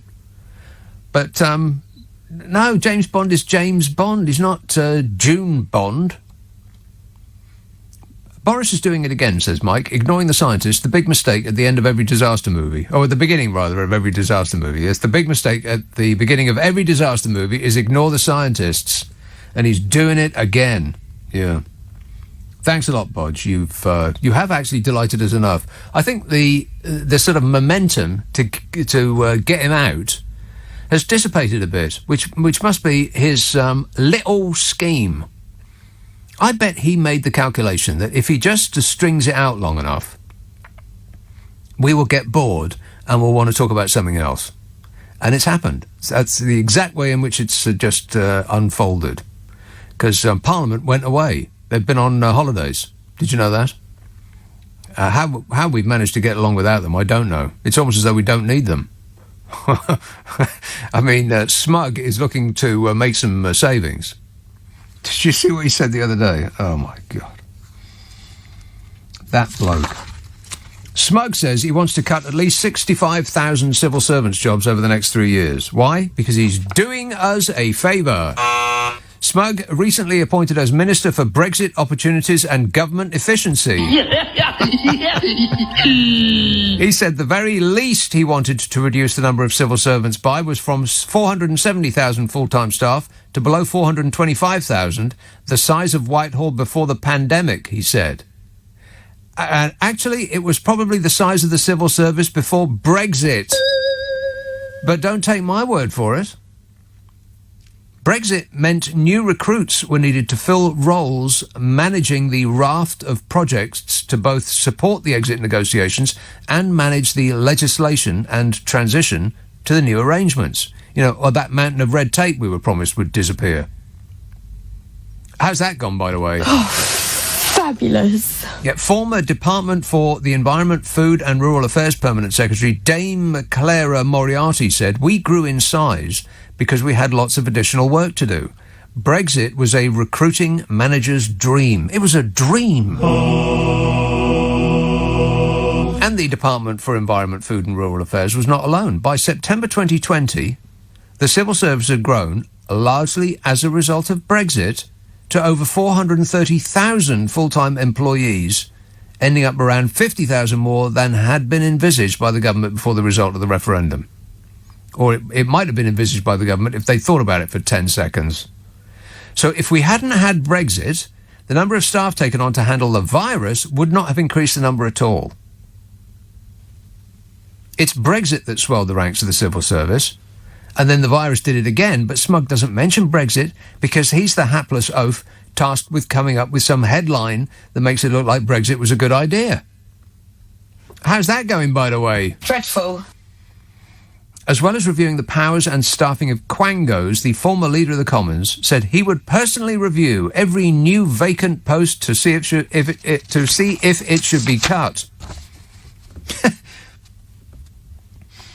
I mean, he'll be peering over his rimless spectacles at something he has no clue about, like some middle management drone trying to cut costs and just firing everyone whose name begins with a vowel. Smug said every person working for the civil service has to be paid for by taxpayers. So you've got to think, is this providing value? Is it doing something that needs to be done? Is it doing it in the most efficient way? Smug told the Times. Am I hallucinating or is this real life? He has got to be kidding. Can he hear himself? Or is that the top-level gaslighting for which this regime has become famous? Value for money? They spent £37 billion of our money on a phone app that doesn't work. They spent £10 billion on PPE kit that was unusable. He said, we should be saying to ourselves every day, are we making the lives of the British people better? Well, let's ask that question. No. Is the answer. But to be fair, he didn't say which British people making the lives of British people better. He didn't say which ones. I'm sure his life has got better. He said, and do we make them better by employing large numbers of civil servants? The answer is probably no, because the British public helps pay for them. Like he's remotely interested in that. You know, we poor dopes who pay taxes also pay for you, Jacob Smug, you insufferable prig. We have employed a man who's already stinking rich on a salary of over 80,000 a year, plus the 67 grand for being in the cabinet, plus the £250,000 they get for expenses. I mean, we could save getting on for £1 million a year just by firing that Third Reich swizzle stick. Wouldn't that be good value for money? You're better informed than I am. I don't know anything. Ben in Brighton. Wait a minute. One moment, please. There you are. Hello, Nick. Yes, Ben. Well, it occurred to me, and as I said to your researcher, I'm not the most educated man in the world, but it did occur to me that the only places where wars have taken place sort of post the EU have been places where the EU didn't exist. In other words, where the former Yugoslavia, Northern Ireland is now kicking off again now that we've left the EU, and of course, like parts of Europe like Ukraine. And I think that wonderful idea that Churchill had. My grandfather was a war hero, and he was a huge admirer of Churchill, and he won the George Cross, and he believed in the United States of Europe, which Churchill actually, I think, said. And I think that we are leaving something hugely important behind. I mean, we were an important influence in Europe, and now we're no longer an important influence. Wrong tense there, Ben. Are leaving, have left. We have left. I do apologise. Yes, we have left, and I find it deeply depressing. Like I say, I'm not an educated man, but I am a man that cares deeply about peace in the world, and I think that if we have no influence any longer, and I think that if we look at any country that's not involved with the EU, they are subject to all kinds of threats from all kinds of horrible people like Mr. Putin. Ben, you have to accept that we lost. Get over it. Thanks for that, mate. Cheer up. It might never... Oh, no, that's right. It already has. UK voters did not understand what they were voting for when they backed Brexit in 2016. So said the European Parliament. What? Yeah. The EU... You know, remember the EU, don't you? No! Yes, that's them. The European Parliament on Wednesday said that UK voters did not understand what they were voting for when they backed Brexit in 2016. Correct Amundo. In a report on the Article 50 process, which allows members to leave, MEPs suggested that they could have swung the vote for Remain if they had campaigned and warned the often misled British voters of the risks of leaving. The report said British citizens had scant knowledge about the European Union and were not adequately informed about the far-reaching consequences of the decision to leave the Union. They said citizens were never given a clear picture of the relationship that their country would have with the EU once it left, and were often misled about the implications of the withdrawal, particularly as regards Northern Ireland. Northern Ireland. And I'd say completely correct in every respect. And you know it's correct because even now, furious Brexiters are still clueless about what it is they've actually won, which is why they're so angry still. They yell their outrage down the phone when someone like me or James O'Brien points out the obvious to them, that they did not know what they were voting for if they can't identify any positives that have materialised since we left. I mean, if they knew what they were voting for, they voted for being poorer, having to follow EU rules that we don't have a say in, having our holidays made more difficult, ruining businesses that rely on selling to our neighbours, narrowing our opportunities, restricting our freedoms, and so on and so on and so on. I mean, if they genuinely knew that that's what they were voting for, then they all need their heads examined. Maybe they could get a bulk discount rate at a head examination centre. MEPs regretted what they said was the restraint and limited engagement of the European Parliament and its committees in the run-up to the UK referendum, saying that it had left UK citizens without full access to information on the functioning of the EU and the implications of withdrawal. Yeah, and so we still get people saying that the EU is a socialist dictatorship that wants to control the shape of our bananas. I bet there's people bashing my number into their phone right now, want to scream that information down the phone at me. MEP said misinformation had influenced the UK's vote to leave. Misinformation. Liar! Say it like it is. Lies. Lies had influenced the UK's vote to leave and warned the future referendums were at risk of disinformation, foreign interference and funding irregularities. Yeah, that's right. Step forward and take a bow. Russia. And the few billionaire foreigners who are trying to take over the world like a more boring James Bond villain. I mean, it's the same people. They gave us Brexit, they gave us Boris Johnson, they gave us Donald Trump, the tangerine powder puff president. Don't be rude. The report said Brussels had achieved its key aims in the Brexit talks through EU unity in the face of a British rejection of the obligations linked to EU membership. It praised the bloc for swiftly identifying its objectives of securing the financial settlement or Brexit bill and protecting the rights of citizens and the circumstances of Ireland. Yeah, the EU got what they wanted in the negotiations. In contrast, it attacked the UK government for failing to plan for Brexit, which it said raised the spectre of no deal. They said the political and economic consequences of the decision to leave the Union are significant. These were not genuinely and fully assessed by the UK prior to its decision to withdraw. And ever since, we've been trying to fit the results into the notion that that's what we were after. And there's the risible image of the preposterous smug asking readers of The Sun what he should do as Minister for finding Brexit bonuses. I mean, you'd think we wouldn't have to appoint someone to search them out. You'd think that they'd be so visible with the naked eye from the International Space Station you'd be able to see them. And so he goes peering into other people's lives, like at the docks and the civil service, and he just waves a bony finger at a few things and said, well, we don't need those, do we? Except he wouldn't say it like that. Like that. You know, as though he's got any idea what he's talking about. He went wafting about in Felixstowe and announced that we don't need tuna from Thailand or any other of our foods tested for quality. He said, scrap all the testing we do now, just test, say, 1%, a number he just plucked out of the air. That'll do. This is the brand new dawn of our post-Brexit opportunities beckoning. Food that we just trust the seller says is fit for consumption.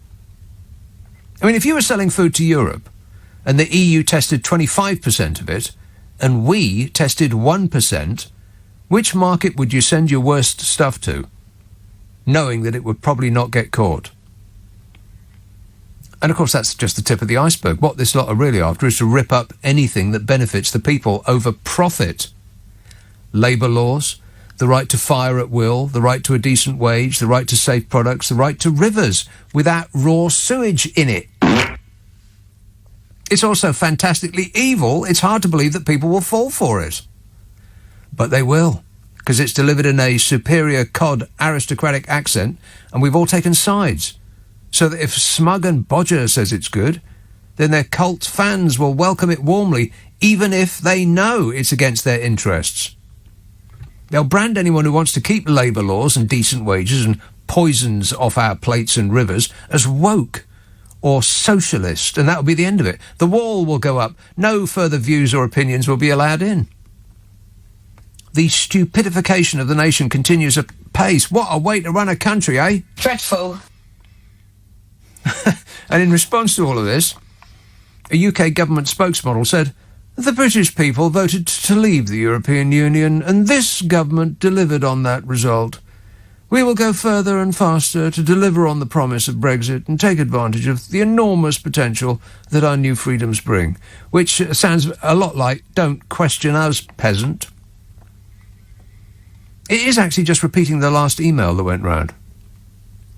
I've heard that same phrase over and over again. We will go further and faster to deliver on the promise of blah, blah, blah.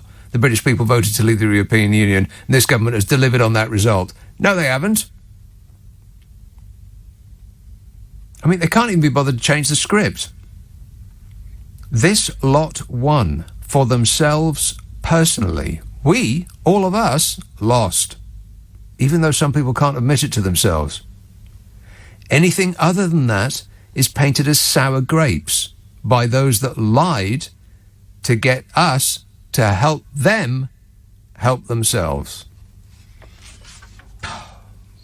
What a state, eh? Never mind, eh? It's just life. Let's have a call in. Wait a minute. Chelsea. Hello, Mark. Hello. I'm afraid I've got some bad news for you. Yes. This is neither Mark nor am I in Chelsea. This is Jacob Rees-Mogg. I don't know anything. I'm terribly annoyed that you're constantly having a go at me, and I needed to bring to your attention that such things as farming, fishing, road haulage, house building, medicines, and care homes, amongst many other things, are going to be flourishing. You simply need to wait until the latter half of this century. Yeah, just wait another 50 years for the benefits of Brexit.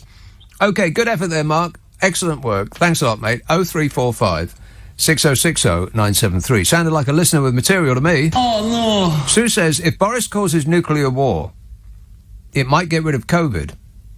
Boris will have saved the world and destroyed it at the same time. I can sleep tonight, says Sue. Boris Johnson is going to cause nuclear war. John emails, 2 bob was 2 shillings, equal to 10 pence now. Yeah, that's the that was the bus fare on the Isle of Wight. I think actually 2 bob was what I was short of. I don't think the fare to get from anywhere to anywhere else on the Isle of Wight was 10 pence. I think that was the amount of which I was short. You need another 2 bob, he said. Morons. on the Isle of Wight, you're surrounded by morons. And I don't mean that in an offensive way. Stuart emails, I'm a pensioner and I live in the southwest of France. I have just received €100 to help me with a rise in inflation, and the electricity price has been capped at 4% increase. What? Yeah. That's right. The French government have told the French energy providers that they can only raise prices by 4%. What's ours going up by? Exactly. It's almost as though it was not a very good idea to sell off our electricity, or our gas, or our water, for crying out loud. Water! What kind of a stupid country sells its water to foreign interests? Let's have Maida Vale. Hello, Catherine. Hello. Hello. Hello. Yeah, long time. Is it? Been a long time, been a long time, been a long, lonely It has been time. a lonely, long time. Yeah. But So, how have you been, again. whoever you are? Pardon? So, what's up, Catherine? No, it just, as I was listening to you sort of 10, 15 minutes ago, it just occurred to me that, and I, that, albeit I didn't want Britain to leave the European Union, but since we have, and everything you've just said is excellent, an excellent analysis of the pitfalls of what we effectively we've got ourselves into. Yeah. But now that we're out, let's pretend it's now that we're out, let's pretend it's all great. Is that what you're going to say?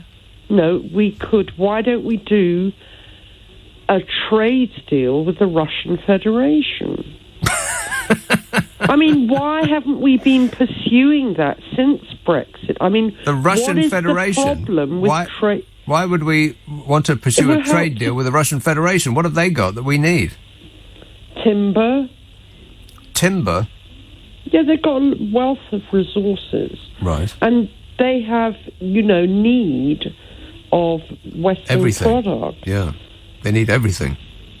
I mean, would that not help to diffuse tensions? If we threw out, some kind of olive branch. Now, that doesn't mean that we accept or support, branches. Don't we trade with Russia already? Well, very probably. Oh, my God, you didn't do your research? I've done trade with Russia. Trade in goods and services, exports plus imports between the UK and Russia was £15.9 billion in the 4 quarters to the end of quarter 3 2021. Oh, wow. Well, does the UK import from Russia? Do we trade with Russia? What is the UK's biggest trade? What do we actually trade with them? I bet we sell them a lot of things that go boom. That's what we specialise in. We also specialise in hiding the ill-gotten gains of the international criminal super rich, and that we come in really useful for the Russians in that regard. I don't doubt it, but I mean, I think it is going to be a bit catastrophic for for catastrophic. Europe. If there is, if hostilities break out, and then you're going to have large swathes of Europe. Swathes. That word never appears in a positive sentence. Swathes. Always negative. Well, a lot of swathes. Territory, losing, being without, gas and electric and all, Right. It's not going to really be very good for Europe, is it? It's not going to be a happy place. It certainly isn't. No. We will be in want of HAPPY-ness. Terrible. Well, I just think, that there must be... Another way. Another way. Yeah. And I do, I can't. My grandparents came from the Ukraine. Right, so it's their fault. My grandfather deserted the Tsar's army because he was ordered to fire on Jewish settlements. Right. Well, this is like a history lesson now. Yes. Oh, definitely. And my grandmother came... If only you'd told me that this was going to end in a history lesson, I would have concluded this call some moments ago. Yeah, so my grandparents fled from Ukraine. Right. From the pogroms. Okay, well, that's great. But I'm not really... I don't care. I know that this might sound unkind and selfish, but I just don't care. History lessons? Oh, please. Boring. I thought I'd left that behind at school. Well, I mean, there must be a way of getting Putin to respect the autonomy of the Ukraine. Yeah. Maybe... Somebody needs to punch him in the face, metaphorically speaking. Of Cadbury's chocolate. That's a good idea. Let's get some of those chocolate milk-producing cows over there straight away. Okay, good idea, Catherine. Keep thinking, because it's what you do best.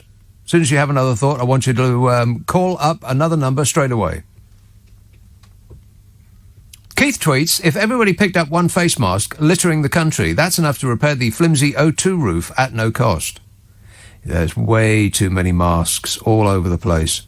And you can't reuse them, and as far as I'm aware, you can't recycle them. Terrible. Mountains of the stuff.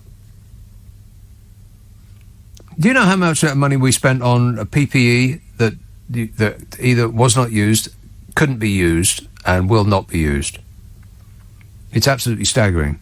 Like Smug had the nerve to tell us that this government was interested in saving us money, going to cut out the waste.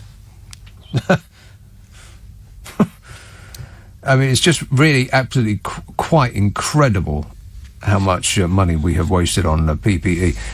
This government was told before, curiously.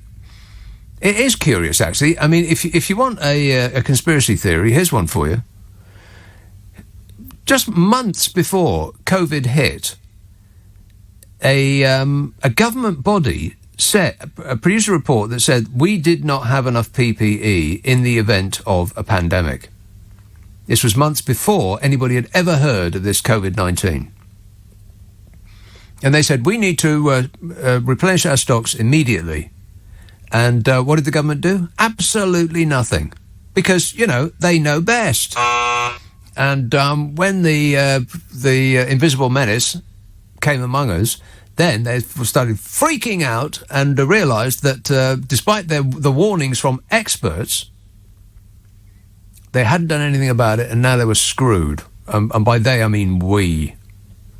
And so the amount of money that they spent, very, very suspicious, because by an amazing coincidence, many billions of pounds just happened to end up in the pockets of friends and mates and donors to the Conservative Party. Isn't that incredible? No. No, isn't that a total surprise? No.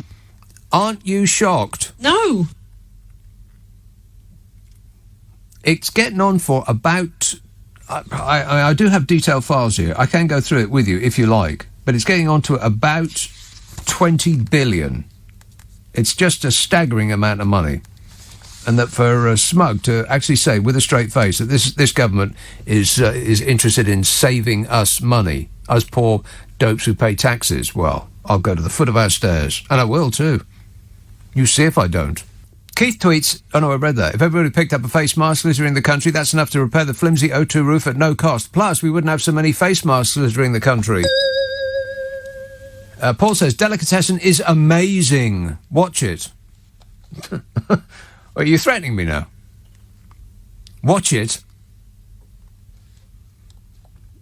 Let's have Darlington. Hello, Darren. Hello? Darren. Can you hear me? No. Hello? Yes. Hello? Hello? Hello? Hello there. Hello? Hi, Mick. Yes, hello. Hello? Hi. First of all, hi, can you hear me? No. Hello? Okay. Every fibre of my being is telling me to slam the phone down now, but I'll just go ahead and I'll play the game. Yes, Darren, what would you like to say? First of all, like to say, I love listening to my favourite presenter. Who is? But he's not on tonight. Right. Anyway. These are the jokes, folks. This is a selection of unfunny jokes told by somebody who is not amusing. Go ahead. So you say we have no benefits from Brexit? Correct. Well, that's where you're wrong. Go on. We have sovereignty. What does that mean? Well, we've got our independence back. But what does that mean? We've got our laws back. We don't get dictated by the EU. Oh, but we do, though. We don't know, do we, Mick? But we do, though. We don't know, do we? Explain why. Well, okay then. Sure, why not? We still trade with the European Union more than any other trading bloc. So, in order to trade with them, we have to match their standards to ours. Otherwise, they won't accept our goods. So, we are now in a position of having to obey their rules without having a seat at the table when those rules are decided. Yeah, but David Cameron tried to get us a deal, but he couldn't, could he? I don't know, Darren. Is this a parody call? I find it very difficult to tell these days. I tell you what, right? What about Labour, right? We had a choice between Jeremy Corbyn, Colonel Corbyn and the Communists, or Boris. Yeah. And to be honest, Boris seems like, he's a man with integrity. Yeah, he's doing his best. He's a respectable man. He's got a decent track record. Look, he was good mayor. And look, he's trying his best. He's done good through the pandemic, you know what I mean? Yeah. Mm-hmm. No one else could have done better. Right. So either a definite parody or a man in need of help and assistance. I really don't know anymore. I mean, I've heard so many people calling with that kind of argument. And you did notice, by the way, that he skipped away from the benefits really quickly and started with the whataboutery. We've got our sovereignty back. It's utterly meaningless.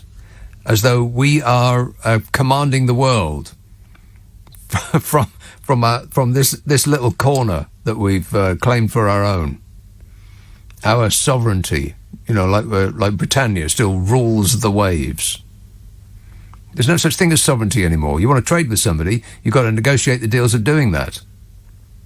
And we are in a weak position now compared to practically every other place on Earth, because pretty much every other place on Earth is grouping together in gangs. That's what they're doing. It's not just the EU. There's gangs, there's trading gangs all over the world. The whole world is being carved up. And we are, by contrast, the little kid in the playground. We've just left a gang. And now any bully that roams the playground is seeing us as easy pickings. Sovereignty. I mean, that is the sort of amorphous argument. It's like a cloud of mist. The harder you look at it, the more it just disappears. There's nothing to it. There's nothing there. Sovereignty. What on earth does that mean? We make our own laws. I mean, he hung up quick enough that I couldn't actually ask him which laws he was glad to be rid of. I know what he'd say. All of them, he'd say. And he'd say all of them because he has no idea about which laws he would want rid of. And we haven't changed any laws. Everything's got worse. Every country in the world trades the most with their closest neighbour. It's just simple geography, baby. And we, alone on Earth, have decided to leave the biggest trading bloc near us. There's no other country that's stupid enough to have done that. It's just us. Only us. Every other country in the world is going in the opposite direction. Because that's where the money lies, honey. But we've backed off that. And you have to ask yourself, why? Why did the people who persuaded us to leave against our own interests walk down that road in the first place? What was in it for them? I mean, have you ever stopped and thought about that? I mean, they weren't poor. people behind this ridiculous experiment that we have engaged on are billionaires. I mean, they've got no end of money. So what's in it for them? What's interesting to a billionaire? More money. Less taxes. It seems to be the only thing that they're actually interested in. The only thing that gets them up in the morning. More money, less taxes. And when they start going on about, well, we want a low regulation, low tax economy, then you should have warning bells ringing in your mind. Warning, warning. That only benefits the rich, the super rich. Low taxes. That means low government, low government spending. And who benefits from low government spending? Those that have the least. The super rich, they don't care about the diminution of the various bodies of the estate because they don't rely on any of that. They don't rely on the NHS. They've got private health insurance. They don't even rely on the police much. I mean, they've got private security. They've got private everything. They've got private roads. They live behind walls. They got private bank accounts on private islands. Their interests are not aligned with ours. And yet, we've been persuaded to go down this route to benefit them, to benefit hedge funders and, people of that ilk who made billions and billions of pounds from our economy tanking after, which it did immediately after the result of the referendum. No end of money they've made. All of us, we've got poorer. And they managed to persuade us to do it because of what that bloke just said. Some sort of mystical idea of sovereignty, like we were going to reclaim our place in the world and the map was going to turn pink. And the idea is so, it's so ill-defined, but also it's so strongly felt that people even now still repeat it without knowing what it means. They just get this sort of gooey feeling inside. Oh, yeah, sovereignty, that's right. We're going to be number one again. We're never going to be number one again. We're a small, insignificant country off the coast of Europe that launders dodgy cash for a living. That is pretty much what we do. We have all of the businesses that facilitate the international criminal super rich laundering their cash here. We've got the estate agents, we've got the lawyers, we've got the accountants, and of course we've got the banks. It's like a cesspit of criminality over there. And what else do we do? Well, we've got a nice line in weapons of mass destruction. I'm finding it difficult to come up with anything else. We don't make anything anymore. Not really. The Conservative Party in their various guises have made absolutely sure of that. Tell me what else we do, other than cling to this notion that we can turn back time. So is Rootin' Tootin' going to kick off this weekend, or is he going to wait to the end of the Olympics so as not to upset the Chinese? Probably. Vladimir Putin is putting on a show of military strength with huge new nuclear drills involving ballistic missiles, submarines, tank convoys and ship-based missiles. You know, basically anything that's longer than it is wide. Calling Dr. Freud. The Russian president and Belarusian strongman Alexander Lukashenko, often dubbed Europe's last dictator, were seen watching the saber-rattling drills from a situation room in the Kremlin. They're reviewing the situation. Can a fella be a villain all his life? Yes. It came as world leaders and Boris Johnson gathered at the Munich Security Conference in Germany. The Prime Minister showed up like he'd slept in a skip. Nothing will deter him from maintaining his trademark comedy style, so no one was remotely interested in anything he had to say.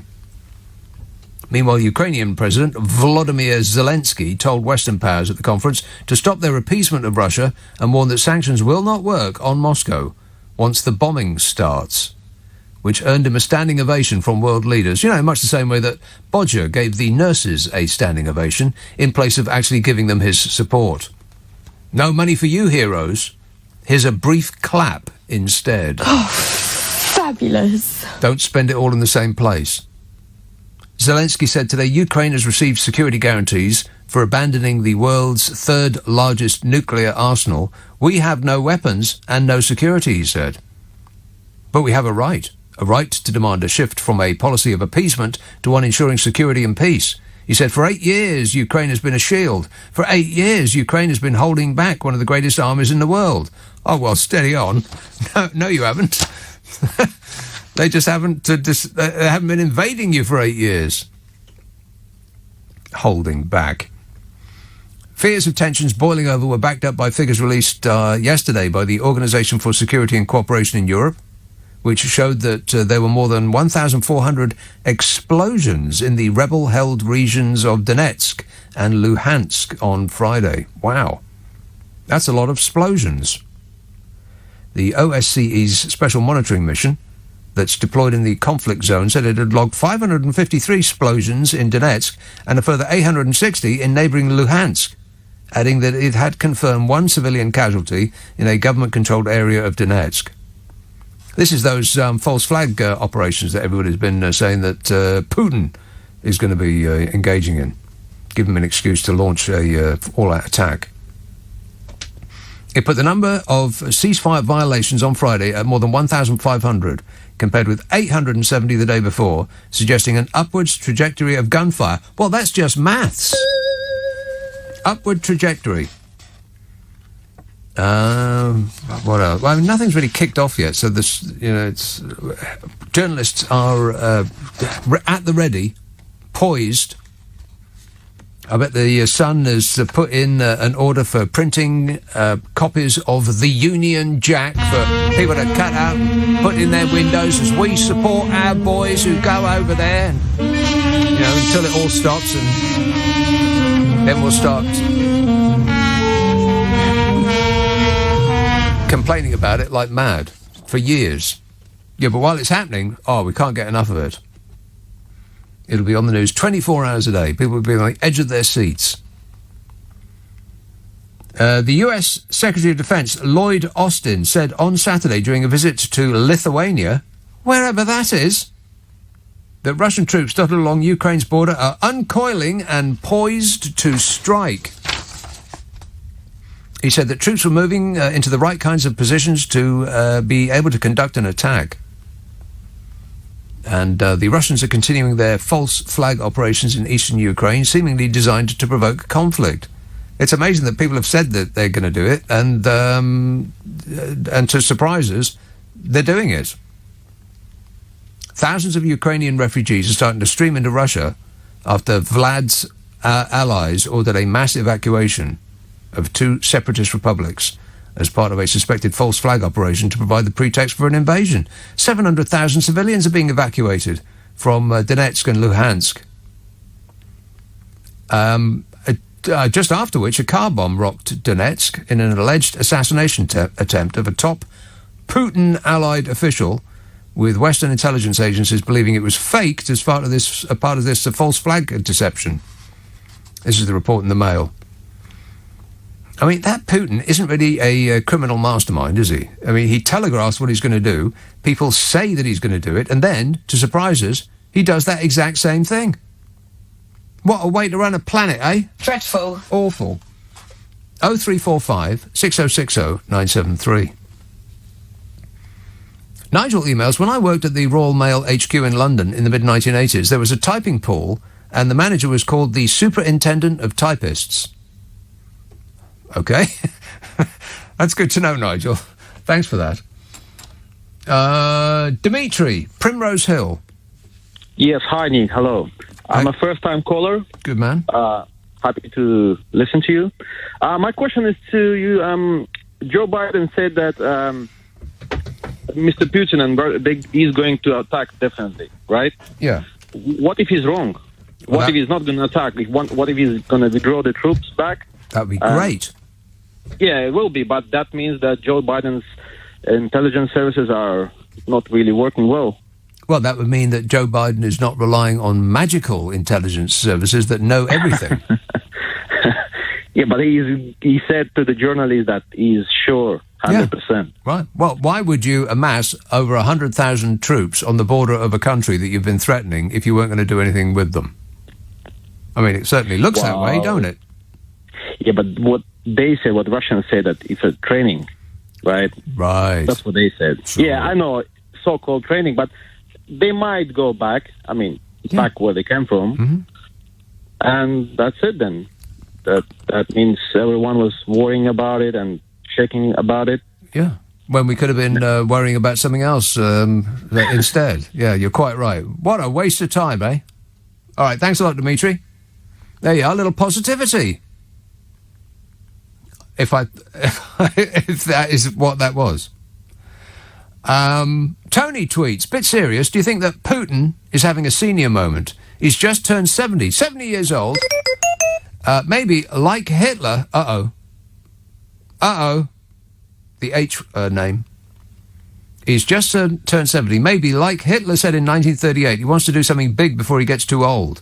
In Hitler's case, he asked his aide if he was running out of time to get the job done. Right. I very much doubt that Rootin' Tootin' thinks he's running out of time. Richard emails, what's the point of curling? Well, that's a good thought. What is the point of curling? Other than just to waste vast amounts of time. It's not a sport. It's a pastime. Not a sport, pastime. If you can play it at the highest level while also being fat, it's a pastime, not a sport. But it does waste, vast amounts of time if that's what you're in want of doing. Tavistock, hello, Rose. Oh, hello, Nick. It's just really extraordinary because I've been sat here for some time. I'm not complaining, waiting to come on. And then that chap rang about sovereignty. Yeah. And, well, that's one of the things he said. But what I was going to say, you see, is I was going to say they used that word so fatuously when they were getting people to vote for Brexit. And I came across this book by the awful Rees-Mogg's father. Oh, yeah. Which was written, I didn't know whether I should ring in about this or not. I've been wondering for weeks. It was written some time ago, but apparently is a great favourite with those Brexiteers. Right. And it's called The Sovereign Individual. But of course, it's the individual that's going to be sovereign. I'm ignorant enough to not be able to work out exactly how, if it does, it actually connects with Brexit. But the point I want to say is that the descriptions were quite extraordinary of life as this elder Rees-Mogg was seeing it of the future. For the very rich, living independent of nation states, free of all tax, and in gated communities. And in this happy sentence with which he concluded a paragraph, the common people will be walled out. That it sounds was there in black and white. Yeah, well, that sounds like it should be on the front page of the Conservative Party manifesto. I mean, if they were actually telling us the truth, then they would put it on their pamphlet. Yes, perfect. Yes. But, sovereign individual. And you're quite right. I mean, the way that word is being used is so vague. It's meaningless. It's deliberately meaningless because they just want people to have in mind the best outcome that they can imagine. And so they can't say it will be the best thing that you can think of. And so they use words like sovereignty. And people have a sort of a gooey, positive reaction to that word because they think, oh, that means things are going to go back to like how they were in a Bolting Brothers movie where everybody gets along fine and nary a dark face is seen and you can park wherever you like and there's cricket on the green and the beer's warm. Yes, exactly. And also, I think people tended to grasp the idea, I think it was also meant to mean that this country will be sovereign unto itself. Well, you've sort of described that. But, like the walls are around us and we do exactly what we please and we do. But it's not we, it's not the common people who will do exactly what we like. But we're stuck with what you so eloquently described. The only way that we could... Yes, but the only way that we could actually be sovereign is to not trade with anybody else, because anybody else that we trade with, any other country, is going to have their own rules and regulations that we have to meet. Otherwise, we won't be able to trade with them. So this idea that we can bestride the world and give the rest of the world orders as to what they can do. See, I think that's the sort of feeling that people get. Oh, yeah, we'll be back giving orders to these blooming foreigners. But it's the other way round, because every other country on earth is, if they're not already, but then they are busily trying to join a gang, because that's where the money is. Mm. Yes, and also they hate the idea of cooperation, so many people who would vote Brexit. You know, the idea that you cooperate with other people to get things done. Oh, no, as you say, we give the orders, we do what the hell we like. Yeah. But it's basically about the rich doing even more of what they like and raking all the nation's funds and wealth and institutions towards themselves to profit them. Whenever you hear... a great big rake. Yes, whenever you hear a Conservative politician, because it will only be a Tory who will say these things, whenever they say, we want to reduce the state, we want to reduce taxes, then you should be... and we want to reduce regulations, then warning bells should be ringing in your mind. Because that's not for us, that's for them. Yeah, exactly. Yes. All right. And reduce the state means no welfare, basically. Yeah, exactly right. To pull away the safety net that most people will need at some point in their lives, unless they had the foresight to be born to rich parents. Yes, exactly. Yeah. All right. Thanks a lot, Rose. Perry texts, in 1969, Neil Armstrong landed on the moon and had perfect radio reception when he spoke to the people of planet Earth. 53 years later, and I can't talk to somebody 3 feet away. So, not feet exactly, street. It doesn't really make any difference. They could be 3 feet away and you're talking to each other on a mobile phone and you still wouldn't be able to hear them. So Perry says, if I was in denial about the moon landing, this would be the reason. How could technology have been better 53 years ago? Well, that's an excellent question, and it's probably answered by the fact that Neil Armstrong was not using a mobile phone. Mike says, don't you think that Steve Coogan looks like a young Donald Trump? It had not occurred to me. And thinking about it, I'd have to say no. And Simon says, Laurel and Hardy reflect our take on modern life. Ollie, exasperated and raging. Stan, confused and flailing. Well, that does sound like us in a nutshell. Exasperated, raging, confused and flailing. Let's have Wembley. Christoph. Hello, Nick. Christoph. So, I have several points I want to make. So, first of all, I think sovereignty does have a meaning. Go on. This wasn't my original point. I'm not sure I can define it, but the problem is that I wonder whether the sovereignty that we're trying to help Ukraine protect is the same kind of sovereignty that we got back from the European Union when we left. Well, I don't think we've got anything back from the European Union as regards sovereignty. Well, and to prove the point, we actually left the European Union with, as far as I know, not a single bullet being fired. Right. And I think that's what sovereignty is kind of about, isn't it? It's the ability to have your own independent foreign policy, defence policy, that kind of thing. And that's what sovereignty, I think, means to me. You Our own independent foreign policy, but to do what, though? Oh, no, I'm not. Well, to decide who we're friends with, who we're allies with, and who we trade with. We could do that with when we were in the European Union. Yeah, apart from trade, I think. Well, we could we could be in the European Union and decide not to trade with them. There's no rules that you have to send 50% of your stuff to the European Union. Don't get me wrong. I'm not. I don't think the sovereignty argument was a valuable argument. I don't think it was a relevant argument for leaving the European Union. I think it was an argument that they settled on because they knew it didn't mean anything, but that it could mean multiple things to multiple people. This sense that their lives weren't being fulfilled because it was somebody else's fault. Some external locus of control was holding them back. So I think that's what people were sold. that I agree.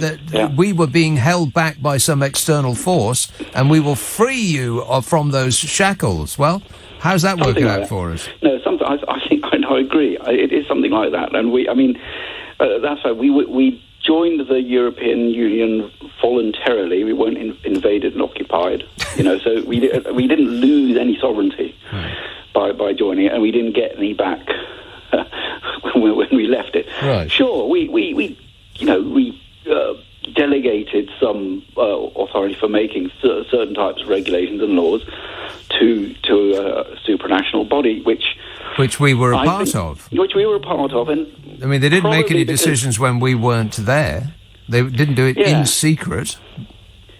But as a result, it probably did a slightly better job than our politicians are going to end up doing now. Well, yeah, exactly. I mean, just look at the genius who organised the deal for leaving the European Union. That melted candle is writing columns now, trying to ingratiate himself with the great British public. Well, it's a no from me, David Frost. Yes, that is funny. Can I just... There's one more thing I want to say about Dimitri's comment about Russian troops training. Yeah. Well, Russia is the biggest country in the world. Literally, it is the biggest land area. Yeah. So it's a bit of a coincidence if you want to train your army. Very, very coincidental, yeah. We've only got Salisbury Plain, I think, sort of to do our military training. And I think there's one other thing I wanted to say, which...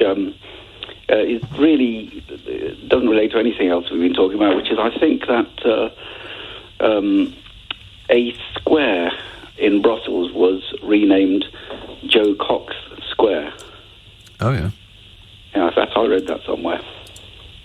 Right. I said it wasn't relevant, but I just thought it was interesting. I went to Brussels once, and it was very, very boring. It was like they were building it at that moment, and it was hideously ugly. It's probably changed beyond all recognition, because I am talking about maybe 30 years ago now. But they did have one square, and it was not called the Golden Square, but that's how you could describe it. It was old buildings and with a tinge of gold about them. Stunning. But it was the only nice thing in Brussels at that time. There was one other point I wanted to make, actually. It's probably equally boring, but I remember the day after the referendum result. I mean, actually, most people who phoned in seemed to be saying things like, "Oh, I voted, but I didn't realise we would win." Yes. I voted, no, I was win, or actually regretting voting. Yeah, I can't recall the amount of calls that I had with that exact message. I voted out, but I didn't mean it. However, what I did do is I tried to contact my MEP after on that day. I mean, I didn't want to contact her, but I wanted to see if I could contact him or her. I can't even remember who it was now. Yeah. And I did actually find that very few MEPs had UK-based contact details. They all seemed to have Brussels contact details, and you couldn't arrange a surgery with any of them.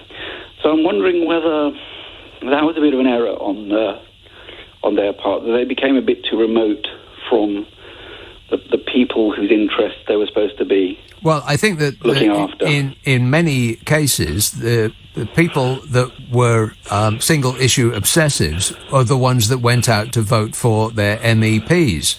People, who were just fine with our position in Europe, they weren't that bothered who their MEP was. Yeah. Which was one of the reasons that we left, is because single-issue obsessives, the Brexiters, were absolutely guaranteed to go out and vote, whereas the rest of us, we weren't that bothered. If it was a nice day, we might, or we forgot about it and we weren't that bothered. But the people who were adamant, they were the ones that voted for MEPs, and of course the MEPs that they voted for weren't interested in Europe. They were just essentially going over there on a jolly and to try to stir things up a bit. Surely not. Surely not. So that's probably why you couldn't get in touch with them, is perhaps because they weren't interested in being got in touch with. Too busy filling out their expenses forms. Well, okay. But I think to some extent that was a justified criticism of what was going on there. Yeah, but remember, the entirety of the European Parliament, the number of people that they employ there is about the same number as Birmingham Council. So, people shouldn't get carried away with thinking that it's so incredibly wasteful, because if you want to look up wasteful in the dictionary, it's got a Union flag next to it with Bodger Johnson's face.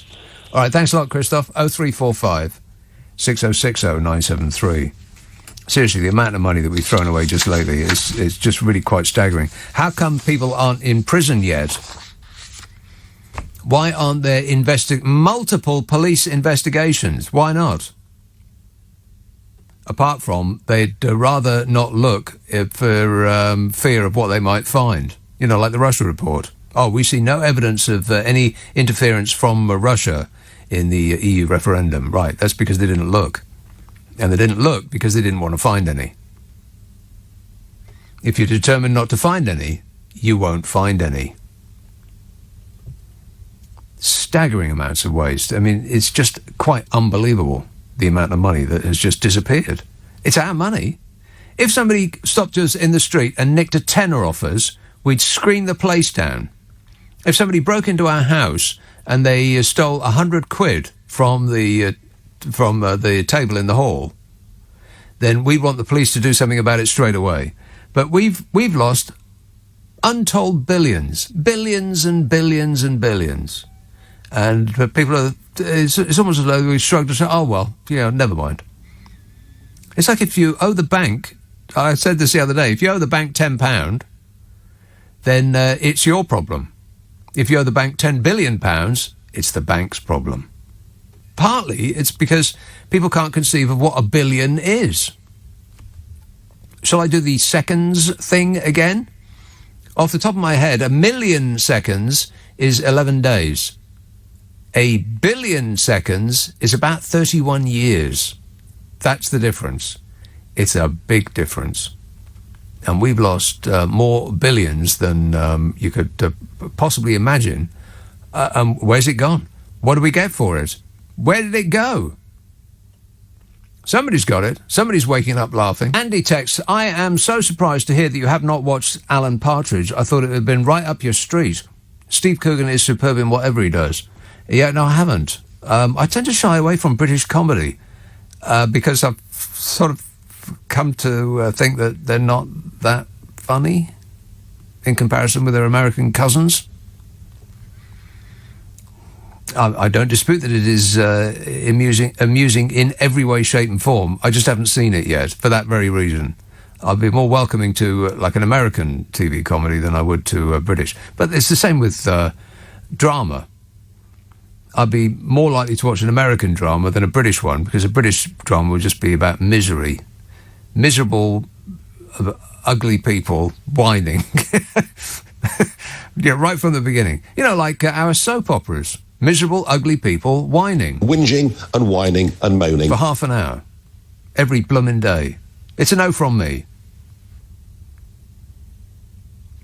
Partly the reason that British comedy isn't funny, as I must have said 1,000 times before, is because usually a British comedy programme will be written by one person. 2 at most. Whereas an American comedy programme will be written by 10 people. And when they've squeezed all the funny out of those 10 people, then they get another 10 people, which is how they manage to keep up the quality, while also putting out many, many, many, many episodes. Whereas a British comedy is all out of laughs after about 6. They just collapse on the ground. But yeah, okay. Well, I don't know. I've got this far in my life without watching it. I think I'll probably continue in that vein. Vince texts, has anyone ever worked out what bobsleighing is about? It's basically a Red Bull soapbox race, only on skates. And has anyone ever seen one in its feral environment? Also, what are the other people for? A 4-man bob is a single-person bob, but with passengers. I don't get it, says Vince. Maybe it's a cab. Maybe someone's booked an Uber from the top of the mountain. They want to get down as quickly as possible. Don't forget to leave a tip. East Yorkshire. Hello, Mike. Hi, Nick. Yeah, I rang up about Ukraine, but other stuff's come up since. What struck me was, do you remember in January 20, early February maybe, that you asked where Johnson and Cummings had gone because they disappeared for weeks after that election, just before Christmas. They just completely disappeared. And I said, well, they're partying so hard, they're not visible during the day because they think coronavirus is going to get them off the Brexit hook. Right. And then after that, they blamed coronavirus for filtering all this money to all the mates.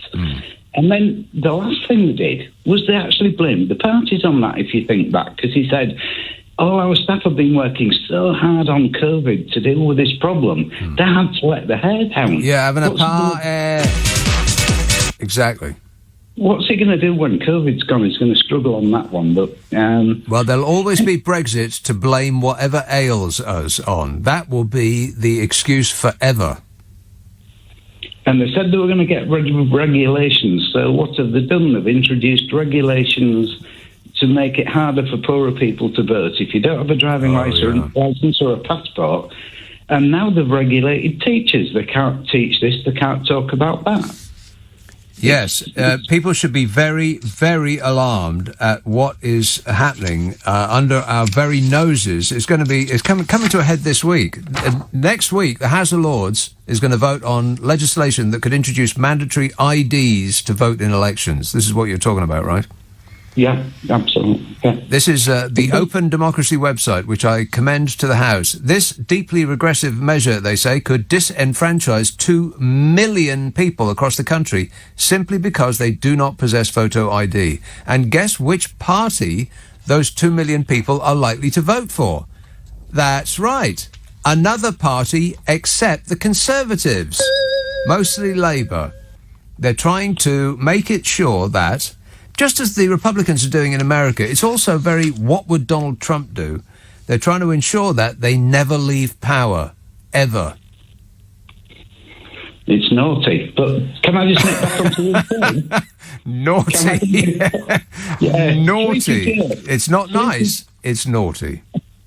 Sleepy Joe forgot one word, and that was next. Next. Because he said that they might invade last Wednesday, right? But what he got wrong was it's next Wednesday. And the logic behind that is that at the moment, Russia and Belarus are holding military practice in Belarus. And there's film available of it from satellite and all sorts.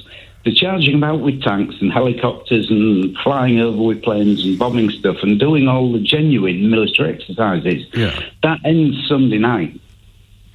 So 2 days to refuel, relocate, a little bit of rest, and all those forces will be ready for attacking Ukraine. So I reckon Wednesday. Wednesday, put it in your diary. It's a date. Pincer movement, one from the north in Belarus, and then they'll go in where they're doing the false flag stuff at the minute. Right. But a bit grim, but I think he's got to do it because Putin needs, and as you said, to avoid losing face and for domestic popularity, he's going to have to take some ground. Maybe not a lot. But, I mean, if you notice all the really bright, informed people are now discussing whether he's going to, not whether he's going to go in, but whether he's going to go for Kiev or not. And there's a subtle change in how the experts are talking. It was, will he go in, won't he go in, blah-de-blah. Now it's, will he go for Kiev? And they're all talking about, will he go for Kiev? And that's the discussion point. So they all think that it's going to happen, basically. Yeah. It would be surprising to me if he just withdrew his troops and sat back down, because, like you said, it's too much loss of face. He depends on his sort of profile as a tough guy. I mean, if you've ever seen his calendars, those risible calendars that they make of him, he's got his shirt off on practically every month of the year. He's either wrestling with bears, or he's cuddling tigers, or he's fishing, or he's riding on horseback. He's doing, manly things with his shirt off. Put it away, Vlad. Nobody needs to see that. But that's his image, his tough guy. And tough guys don't turn around and walk away. God help us if Johnson tries that like that. All right, thanks a lot, Mike. 0345 6060 973. I think if God was going to help us, he'd have done something by now. You know, there was that whole World War II thing. I'm sure it was in the papers. The news must have reached heaven. If God was going to help us, I think he would have done something by now. Graham texts, Boris went to a photo shoot the other day at an RAF base, and they love him so much they flew a plane down all the way from Scotland, especially for the pictures. I think that says a lot about how much he is loved, says Graham. Yeah, I talked about that yesterday. They flew a plane down from Scotland to put in the background just so he could have his photo taken, Podge. And then they flew another plane, probably took out all of the equipment in the cockpit just so that he could squeeze his vast frame in there. And as soon as he'd had his photograph taken with his thumbs up in that cockpit, they flew that plane back to where it belonged as well. Vast amounts of money just to get a photo on the front page of the newspapers with his Imperial Bodge nurse. Still, it's not his money. What does he care? I bet Smug would be all over that, you know, protecting the purse of the great British public. All about giving us value for money. God, it's just constant gaslighting from this lot, isn't it?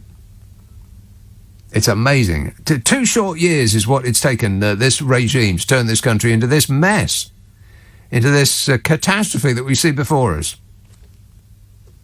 The blonde potato has done this in about 24 months. Yeah. Wait. Thanks a lot, Bodge.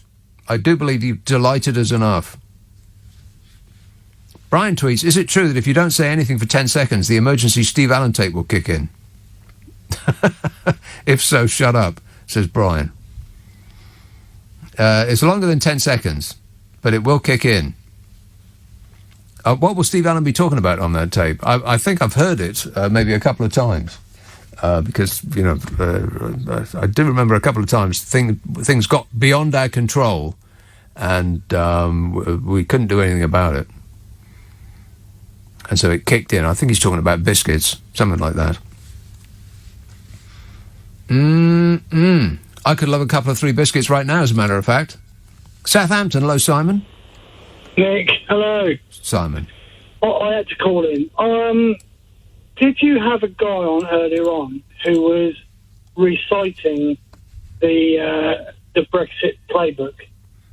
Everything from sovereignty to Boris Johnson is an upstanding... Yeah, he's doing his best, yeah. I don't understand how we can be this far along and people still be saying that. There's so many of them, Simon. It's remarkable. But, hang on a minute, I've got to put my tongue firmly in my cheek. There we go. Because I've got 2 Brexit benefits for you. Okay. Right, so we shortly got to start testing all of our imports and exports coming in out of the country, haven't we? So that's us testing plus the EU testing. Double testing. Right. Well, if you test enough and you test in the right order, do you get extra points? I do believe that an international statesman will confirm that is true. If you get it in order, you get extra points. Extra points for getting it in order. Brilliant. And here's the best one of all. Trade barriers. We need as many trade barriers as we can get, because the more barriers we've got, the more we can use them to push the immigrants back in their dinghies. Well, that's good thinking there, Simon. No problem. I'm here to help. Right, this is you helping. Cheers, Nick. All right, thanks a lot, mate. 0345 6060 973. We could build a wall. Walls always work. If there's a concrete wall in front of you, go through it, go over it, go around it, but get to the other side of that wall. Get to the other side of that wall. There's a man who knows about walls. He builds the best walls, believe him. I'm building a wall, okay? I'm building a wall. okay? I'm building a wall. Dave texts, Brexit has been the best thing to happen. Capital H on happen.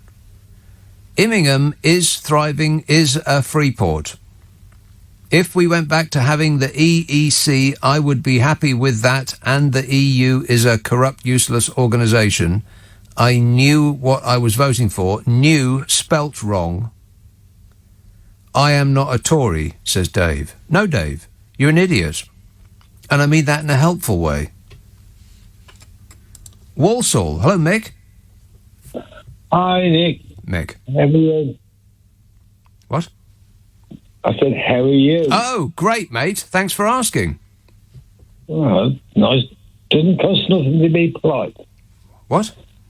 It doesn't cost nothing to be polite. That's right. Be polite! Yes. I was going to say, why don't the countries, America, England, someone, give Ukraine nuclear weapons?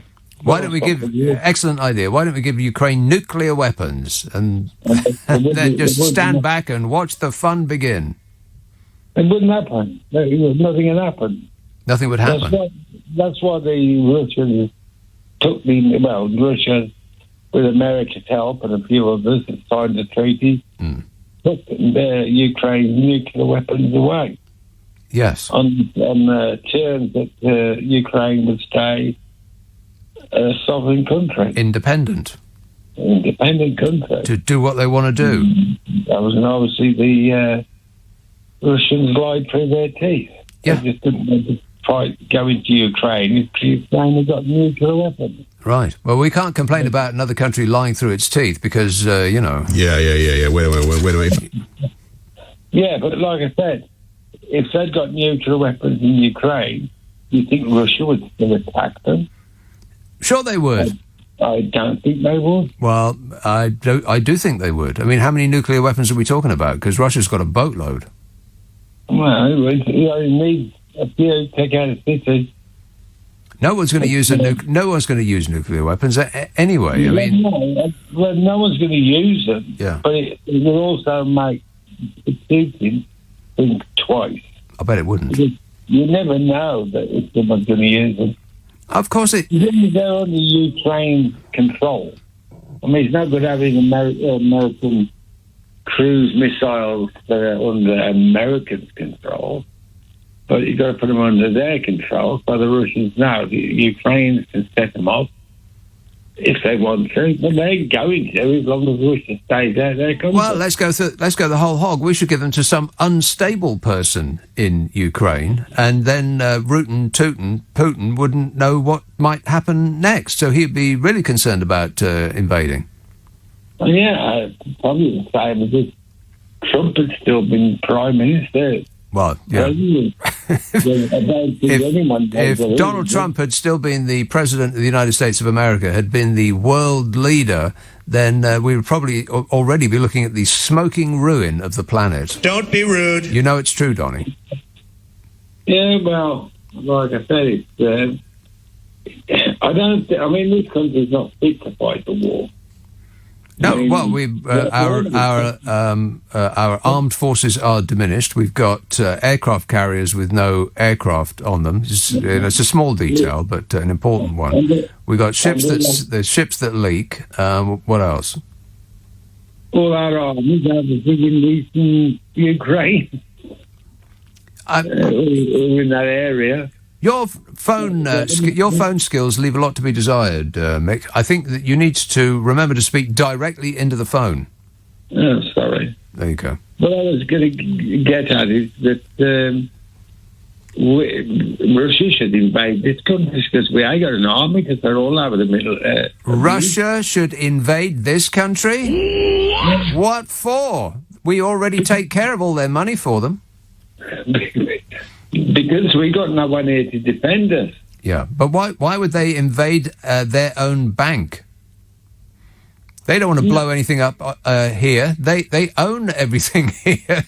They own everything here that the Qataris don't own. We don't own anything anymore. Sovereign my eye. Anyway, Mick, thanks for that. I think Mick was he'd either forgotten how to use his telephone or he was feeling tired and emotional. Booze. Perhaps. Well, it's that time of night. Tom tweets, we're going to France soon. A pet passport used to be £60 under the EU scheme. The new process for the same thing costs at least £200. What? Sunlit uplands, tweets Tom. There you are, you see. We have the ability to pay a lot more for what we used to enjoy for less. It's another Brexit bonus. Jeff texts, a good Tory film would be I'm All Right, Jack. I'm sure this was in some people's minds when voting for Mrs. T in the 1970s. Yeah, I remember I'm All Right, Jack. Andy emails, I think we should ban the Russians from Eurovision, then they can't watch us get 0 points. Right. We're not still engaged in that mess, are we? I mean, how long do we have to put up with this humiliation? Everybody hates us. With good reason. 0 points. I mean, that's just embarrassing. That's not, they don't really like our entry this year. That's they hate us as people. If I ever leave this island again to go on holiday, you remember holidays? Wouldn't that be marvellous? You know, go somewhere warmer. I'm pretty convinced I'm not going to tell people I'm English. I think I'm going to tell people I'm Scottish, or Welsh, something like that, or New Zealand. Problem with being from New Zealand is, you know, you have to speak like that. So that's out. Dean emails, before leaving number 10, Boris combs with a balloon. He combs with a balloon. Is that true, Bodge? I can't comment on that. Blah. Yeah, world statesman. Addressing the combined world leaders who are all paying, a lot of attention to this bloke. Looks like a scarecrow who slept in the street. You know, it might work to put people off the scent, to make people believe that you really are a kindly, lovable teddy bear. And that's been his act his whole life. Hiding his duplicity and, dare I say it, I don't know, is evil, maybe a step too far. His nastiness, there you go. Hiding his nastiness behind a cloak of teddy bear-like cuddleability. He's not cuddly, and he's not a teddy bear, and he's not your pet. Stop calling him Boris. Linda says, government didn't listen to the people's worries about uncontrolled immigration for decades. Implications of the EU were not completely explained. Voters hit back in the only way they could. Yeah, by punching themselves in the face. That'll teach them.